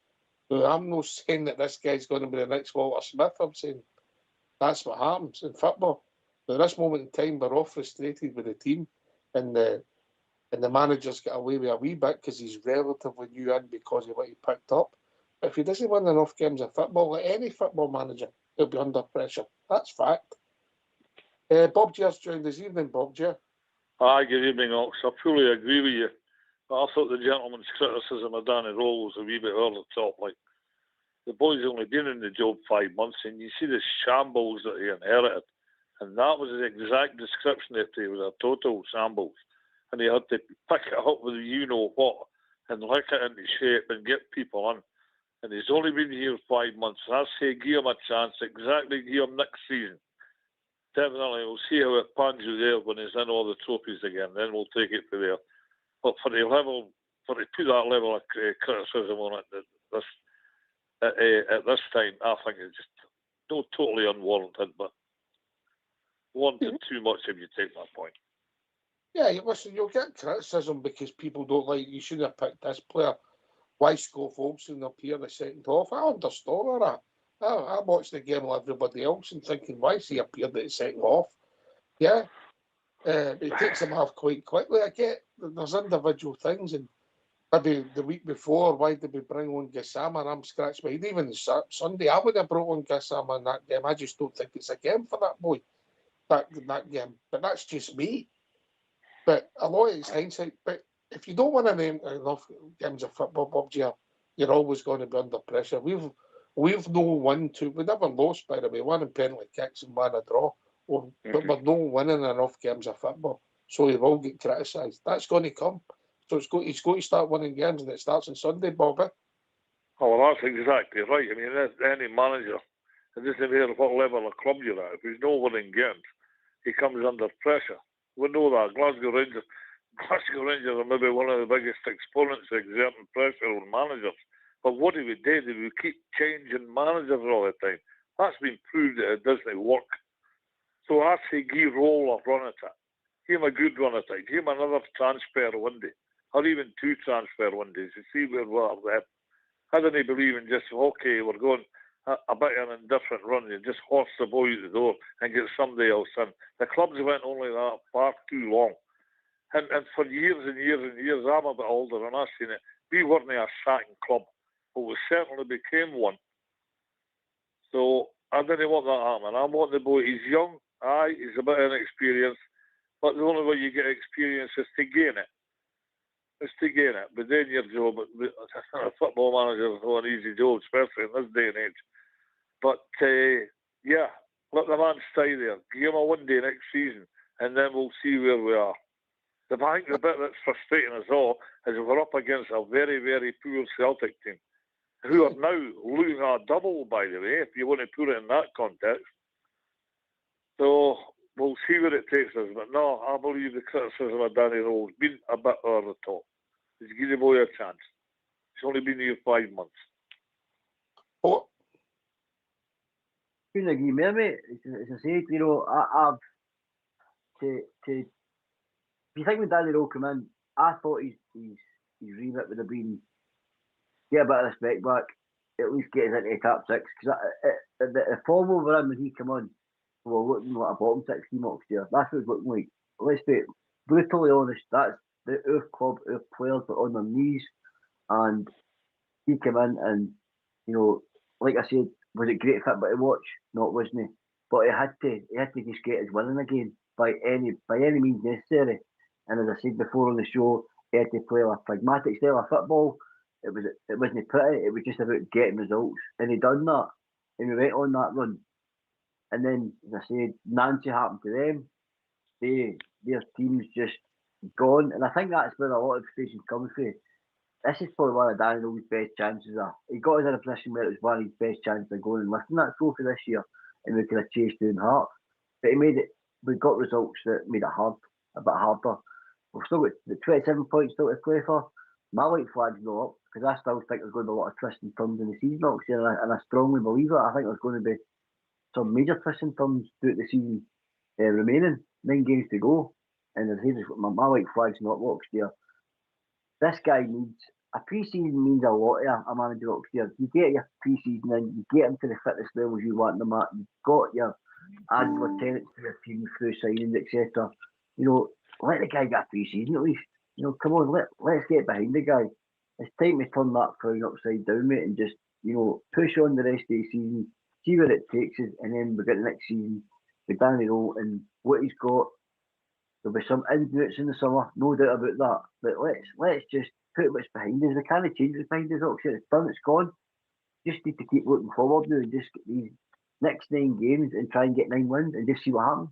That's where I'm at the moment, mate. I put it behind me myself. I just want to think about the next 9 games. Right, we've been joined by Randy. Evening, Andy. Evening, Hawks. Evening, boys. Whoever's all there. Hi, Andy. Good. Oh, Bob Jer's there. Good evening, Bob Jer. JB and is it Port? Is it Port there? Aye. Evening, boys. No, I just read the statement myself. I heard you reading it, but I went and got it myself here. I'm glad we made a statement, and it's short and sweet, but it's to the point. But let's get on with my go. See this compliance officer who's hadn't appeared for 2 years now. They're appearing. The compliance officer told Rangers, correct me if I'm wrong here, Hawks, if they didn't give that mob the 7,500 stadium, they were going to increase it to 11,500 and SFA were going to take them to court. Now, this independent inquiry we have asked for, do you think it will be an independent inquiry? Do you think we're back in the homework again? That's what's getting on my go. I'm hearing it's going to be Sean, Patrick. Aye. Devin, yeah. Hey. When they put it past them, that's just independent. I don't see them doing that. They're back in the homework again. I'm not going to swear there. They're fingered it up, but it should never. They were warned. And then they can walk to a stadium and batter in doors. And the security's all standing there. Sometimes I wouldn't blame some of these security boys, you know, what they're carrying. They carry they're carrying flags and all sorts, marker pens, and they can be carrying knives because they're going to get searched or nothing. Another thing is, while I'm on the rant, with the Sky TV, why they do inside the Brimley Road, showing all the damage, all the graffiti, all the filth that they wrote about our club and the poor boys that lost their lives.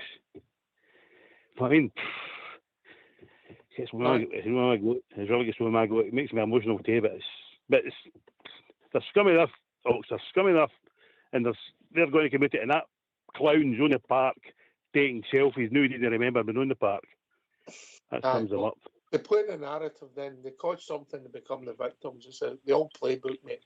We're not condoning what happened, but what we're saying is, what was the root cause? The root cause was how they acted, and that triggered the whole event. And they're not even man enough to admit it. Yeah. Take him on the park, Ox. Take him on the park, Ox. Aye, that was the root cause, mate. That's what triggered the whole thing. Port Bear. Aye, how you doing, mate? Listen, I'm behind you 100%, mate.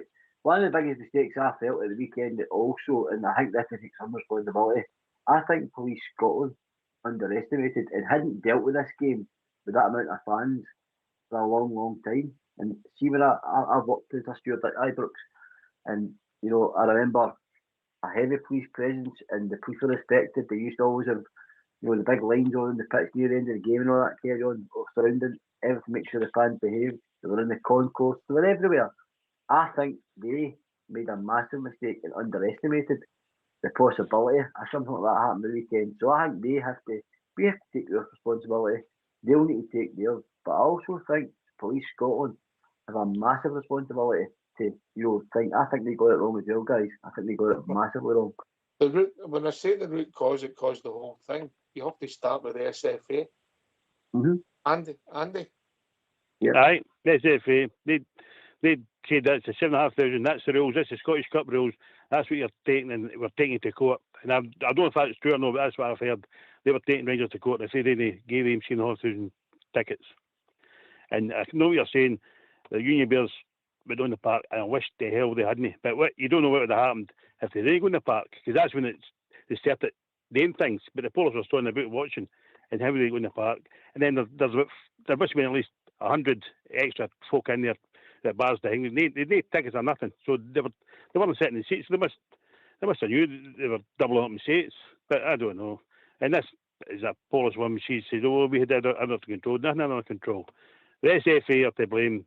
That compliance officer, whoever he is or she is, because I hadn't heard their compliance officer for years, unless it was NTDB Rangers. They were going to increase it, but Police Scotland, SFA, but it lies at SFA first. But I just hope it's an independent inquiry, because if it's under them, the matter ain't him work, and you can't who's going to come out the bad, because we've gone on the park, they flung a flare or whatever. I think the thing will be, but you will have the email traffic or the conversations between the club, Police Scotland, and the SFA, and when the club's advised them they don't think it's safe, mate, and they'll have told them they have to go ahead. Well, who's been proved right? The other thing, Ox, is they've got previous. They've done it at Albion. They've done it at Livingston. They've done it about 5 games, 6 games when they've scored in the 89th minute or 110th minute. They've done it at least 5 grands in Scotland in the last year or two. I mean, the last year anyway. But anyway, what to the Fatba? What to the Fatba? Anyway, I still think we're in my chance here. I came on 9 games, but where we're going to win the 9 games, I don't know. But I'm not gave up hope yet, Ox. So you get that. I'm always a half full man, half less full man. But I just think we've still got a chance. They could go to Helicopter Sunday. How good would it be if we were at the Motherwell and we were up Easter Road and we won 1-0, they get beat 2-1? Would that happen? Would that be good? Oh, aye. The thing is, Ox, and all the rest of the boys, it makes me angry. This was your chance to pick the into the worst team I've seen for years.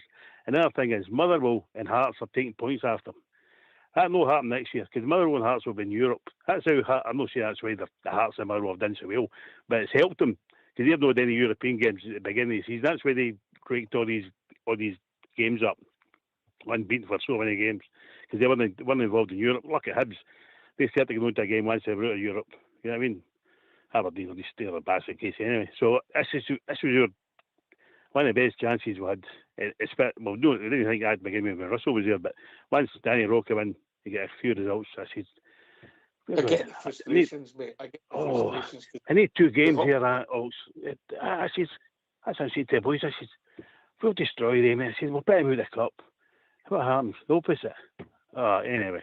ran over. But I'll let you go, boys, and let Lendale. So, nice to talk to everybody. All right, look after yourselves. You know I love you lots of bits. Okay. Cheers, Andrew. Love you lots of bits. Keep the faith, boys. We'll be there. Right, cheers. Helicopter Sunday. Cheers, boys. Bye. Bye. Bye, Andy. Next up, man, GB, innit? Aye, great caller, mate. Great. Follow what it says, energy. That's what we want, mate. A weekend with Andy's like a fortnight with somebody else, mate. Trust me. I know. Remember he's talking about that stag day he was on as well. Fair play to him, mate. Fair play. I know. Fair play to him. Next night it's Andy's mob, Doctor. Oh. Weekend at Andy's. That's what we call it. Weekend at Andy's. Aye.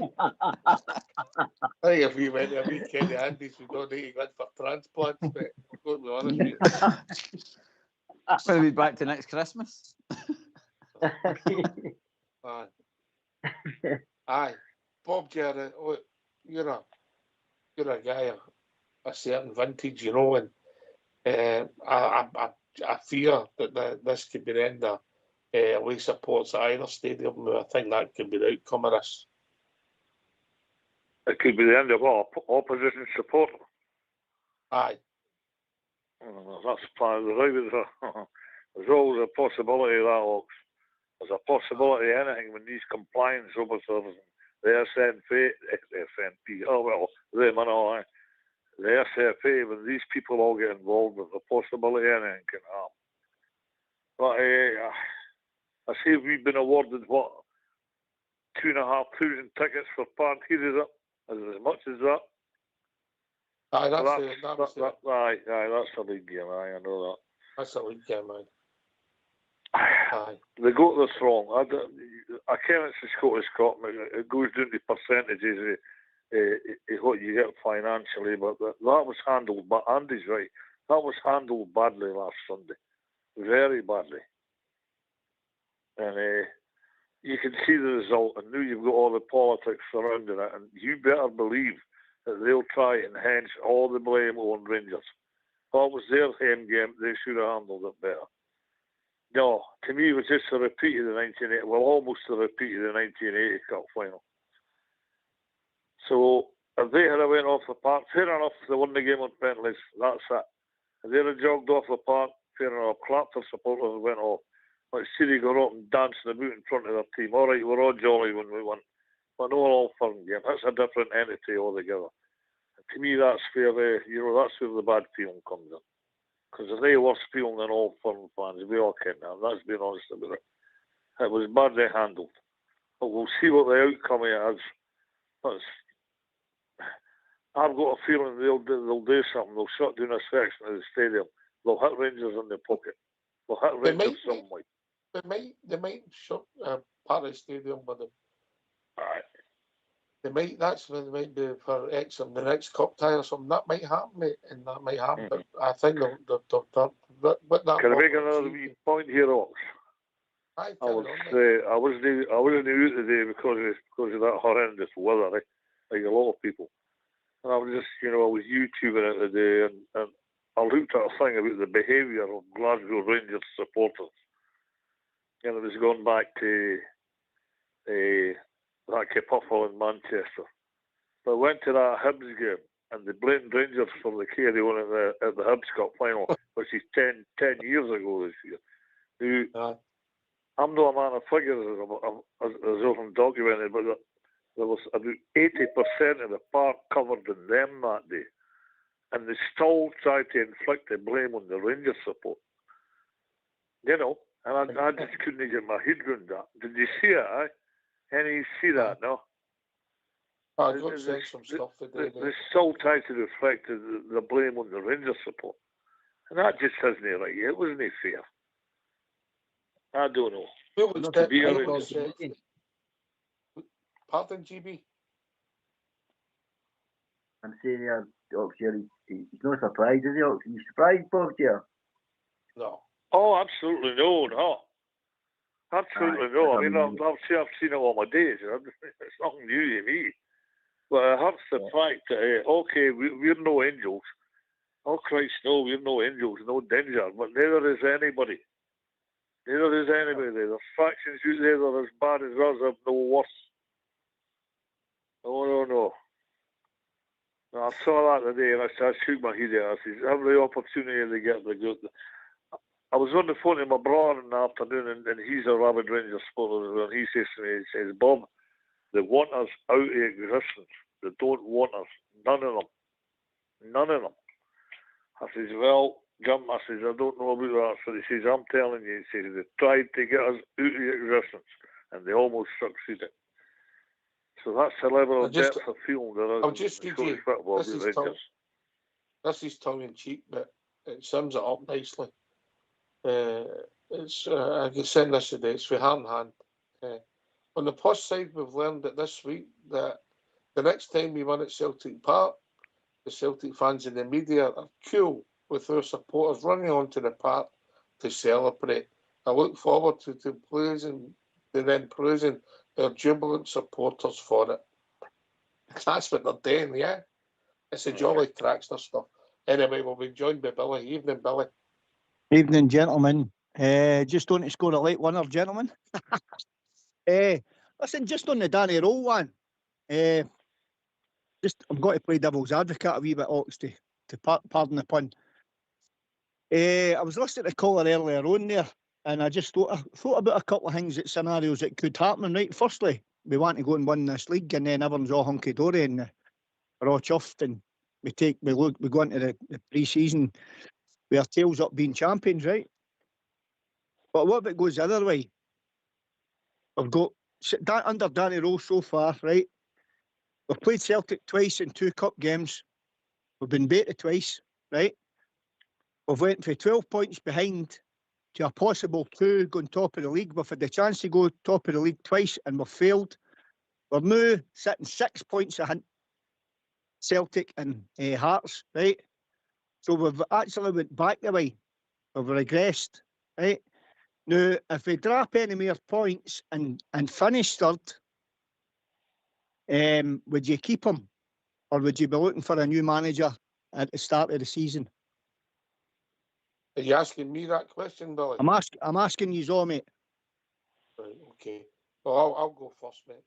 Go on then. I just don't think it's the time to get rid of the Danny Rowe because of what he's done and what he's had to deal with. Yeah, we'll see where he goes. Of course, if that scenario was to happen, Billy, where he'd be under pressure, because if you don't win football matches, you get under pressure. I think it's too early. You've got to see where he takes us when he gets his own squad together, which will come in the summer as people come and go. I think that you're right. We have played. You're no factually right. We're only 1 point behind Celtic. Yeah, we're no 6 behind them. Aye, that's at the top of the league. Sorry, I'm talking about at the present moment. We've made it difficult. We're frustrated because we've blew it because of the games we've lost. Suppose that mob could say the same thing with the nonce thing when he was there. What happened there and how quickly they disintegrated and broke stupid points. So look, we have improved. We're frustrated. Murrable losing the late goal, which we didn't play well. We didn't play well at Easter Road, taking nothing each draw, maybe in the circumstances. Livingston was a shambles, and then they 2 games. We should have won the 2 games, but we never. Danny Rowe mistakes. For me, the substitutions in the first game, he never quite got it right.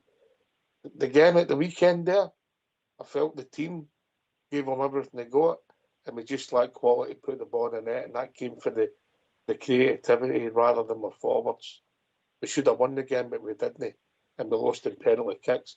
You're right, we have lost to them in the 2 cups this year, in 90 minutes. The first game, Asgard, well, with kamikaze tackle, Trusty should have been sent off, and the game at the weekend we should have won. It should have never went to penalty kicks. Yeah. The facts and the say we lost both games, you'll not get away from that. The frustrations came for me, for the supporters. Eastern Road, Fir Park and Livingston, mate. They 6 points. If we hadn't lost these 6 points, we're sitting 5 points in front of them, and even with the Hearts, and then everything in a different mood. The criticism, some of the substitutions, is fair, but a lot of that, like myself, is only in hindsight. He makes these substitutions last week, and we see the game out, we're not even discussing it. GB.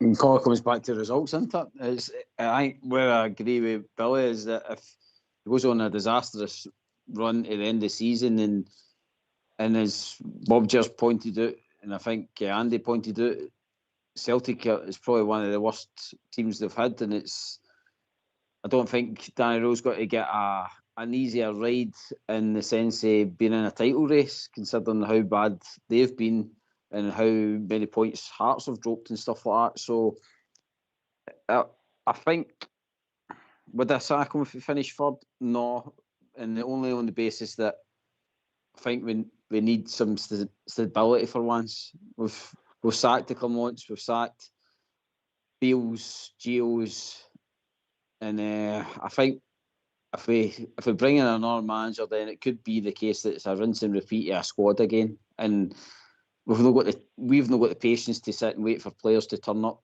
So I'd rather give Danny at least, like he says, the next season, and then we take it from there. His contract reflects that as well. I think they didn't give him a long contract. I think it was only 2 years or something like that they gave him. So I think they're looking kind of optimistic, the owners. So I think they're like, well, if it's not getting better near the end of the contract, then we'll be looking to move him on. So as I said before, I don't think the fans need to worry about decision making, because the board have already shown that they're quite ruthless when they want to be. Port Bear. All right, Billy boy. All right. No, I think, as I said earlier on, Billy, when they come into the club was on its knees. So, and best, we've definitely went forward under him. He came into the club when it was probably one of the most difficult jobs in the country to take. We were looking at a relegation. We don't relegation, but we were looking at a bottom 16. We were looking more going to go any further than that, if I'm honest. He's come in, he's turned it around. It's Oxford, nonsense happened to Celtic. He got it back to touching distance. And this is where I think the frustration comes in. See, because we got to that position. You're right, Billy. We got to that position where we could have went to tap the league and it never happened. And we were there. And then the next few games after that is Oxford, Livingston, Hibs, the 2 foreign games. That sort of compounded has made us really frustrated, because it was in touching distance. Let's be honest, touching distance to get back to the league. There's a chance to put pressure on Hearts, chance to put pressure on Celtic. We were supposed to finish them off Celtic's challenge in the league game a fortnight ago, and our tails have been up in Scottish Cup, and it was small margins. They lost the game and they lost the second game, small margins, and that's why I think that's only 4 players he's added to the squad in January there. I think the boy deserves another chance to add, say, another 5 in the summer. He's 4. It might be more than that, because obviously I think we've got incomings and outgoings, but I think he's done enough, mate, to warrant a fair crack. Let's be honest here, a fair crack at next season. How it goes, but it excites me enough to think he's going to be a positive and a good manager for Rangers. That's only my opinion, but I think I've seen enough for the team he's got and the tools in his box to do to get us to where he is. And it's not over, Billy. 27 points to play for, 9 games to go. Oh, Billy. And he's not out it. No, I know. We need to win on Sunday, mate. We need to win on Sunday. We gave ourselves a great win. Billy, can I ask you a question? I'll keep it simple, mate. Yeah? Hi. Right. Have we improved since Rowe came in the door? Aye, a certain extent, Ox. Certain extent. We haven't improved trophy-wise because we've not won nothing. We've not won any cups. So if you're asking it constructively through the cups, no, we've no. And the jury's still out with the league, mate. So we're basically sitting on the fence with that one. Listen, Ox, it's have we improved? Are we better in defence? Well, sometimes you look solid. I mean, there was one time we looked great. We looked nice and solid at the back and the defence, mate, and we weren't leaking goals. There were one time in the this year we had the best defensive record in the league. I think it's Motherwell now. That's what I'm saying. Now it's the fourth best team in Motherwell, and now we look at times now where I think they've just picked 4 laddies out a pub and fired them on a partner a Sunday type thing. You know what I mean? They've never played with one another 4 in their lives. But listen, that's just the way it is, Ox. You know, that's no my listen. I want the man to concede. I want Danny Roll to win this league, right? I want him to win the next 9 games, right? We all want that. I'm just a wee bit concerned, mate, that if he doesn't win these next 9 games, and at least I would cut him some slack to a point and say, right, see if we finish second and we go right to the last couple of games of the season, and we're nick and tuck, then I would cut him some slack and say, aye, right, we've seen what he can do. But see if we finish third, in my opinion, that's not acceptable for Rangers, guys. I'm sorry. And just to touch on another manager, right, there's a manager, one of the boys mentioned there was Van Bronckhorst. Giovanni Van Bronckhorst took us to a European final and won a Scottish Cup in one season or a year, right? This guy's only had... In 1 week? In 1 week? Well, aye, in 1 week, aye, if you want to look at it that way, Ox, right? So, and we get rid of that man, right? And that's what he brought to the club. So, if Danny Rowe finishes third in this year, in this league, and we fall any further behind Celtic and second, who are currently second, then I think we should be looking for a new manager in the summer months. I don't get it, Billy. I really don't. I'm going to tell you another thing. When Giovanni Bronckhorst came in, I think we were 6 points clear in the league. Money managers in their club's history have took us to a European final, Locks. 1, 2, 5. 3, 4, 5. 5. Right, 5. And what money 140 odd years. And Van Bronckhorst was one of the 5 and we hunted him, man. Does that make sense to you guys? Because it doesn't make sense to me. Yet here we're pinning our hopes on possibly a manager that's basically won nothing in the game. Now, listen, I'll be honest with you, I really hope Danny Rowe wins the league. I want him to win in fact, I'm desperate for him to win the league. I want him to succeed. I wouldn't be happier if he won the league. I'm just concerned that if it... He may not have it. That's a fair comment, Billy. That's a fair comment. Listen, it wasn't my choice, but you've got what you've got. I don't think he's gone anywhere. Anyway, last word for your good self, Billy, then Bob, Jer. Oh, cheers for taking my wee call there at the end, mate. It was just a wee daft idea that came into my head. But as I said, I hope Danny goes on and wins the next... Billy. I know, mate, I know. I hope he goes on and wins the next 9 games, mate, and we win the league. And we're talking about new players in the summer and how we're going to win the league next year instead of looking for a new manager. Anyway, good night, lads. Cheers. You hushed him on Sunday. You hushed him on Sunday, mate. Every game's a cup final, mate. Every one of them. Cheers, mate. Lad. Bob. Aye, a lot of good points here made by the boys. Some of them are accurate, some of them are not. It's only 4 Rangers managers that took it to a European final. How Scott Simon made it to 2. Anyway. Sorry, Dad. Aye. Look, we're all Rangers fans. We're all charged up with emotion. It's been a long time since we won the league. Far too long, in my opinion. One league in, 15 years? It's been too long. We're better than that. And not to win the league, it's a huge disappointment at the end of the season. But right at home starting again this time, I didn't believe that. I think Rolls should be given next season. That's my opinion on it. I think he's got a good insight into the game, but that's time up, eh? Aye. Is that the final whistle off side? Right, okay. I'll catch you later on, boys. Thanks. Why you go to penalties, Bob, Jim? Oh, I want to go to 3 o'clock tomorrow morning for full time, right? Good night, lads. Cheers, mate. Port Bear. Aye, mate, good night. Aye. good calls tonight, mate. Super wee discussion for everybody. Thanks for having us on, mate, and thanks to everybody in the socials, mate. Thanks very much. GB. Echo that, Ox. Good night tonight, mate. Good callers as well coming on, give their points of view and stuff. And I says well done to all yous as well in the background, and yourself, Ox, for reading out that statement tonight, mate. Catch you next week. Aye, listen, thanks to Jimbo joining us, Billy, and of course the one and only Bob here. Thanks to Port and GB for doing the show. Fox and Old School Blue in the background, doing the technical. Thanks to everybody for listening. Rangers Radio will be back tomorrow night between 8 and 10, talking about all things Rangers.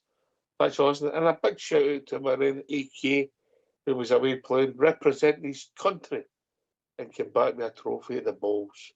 Well done, Big AK. Thanks to everybody for listening. Take it away, Old School Blue.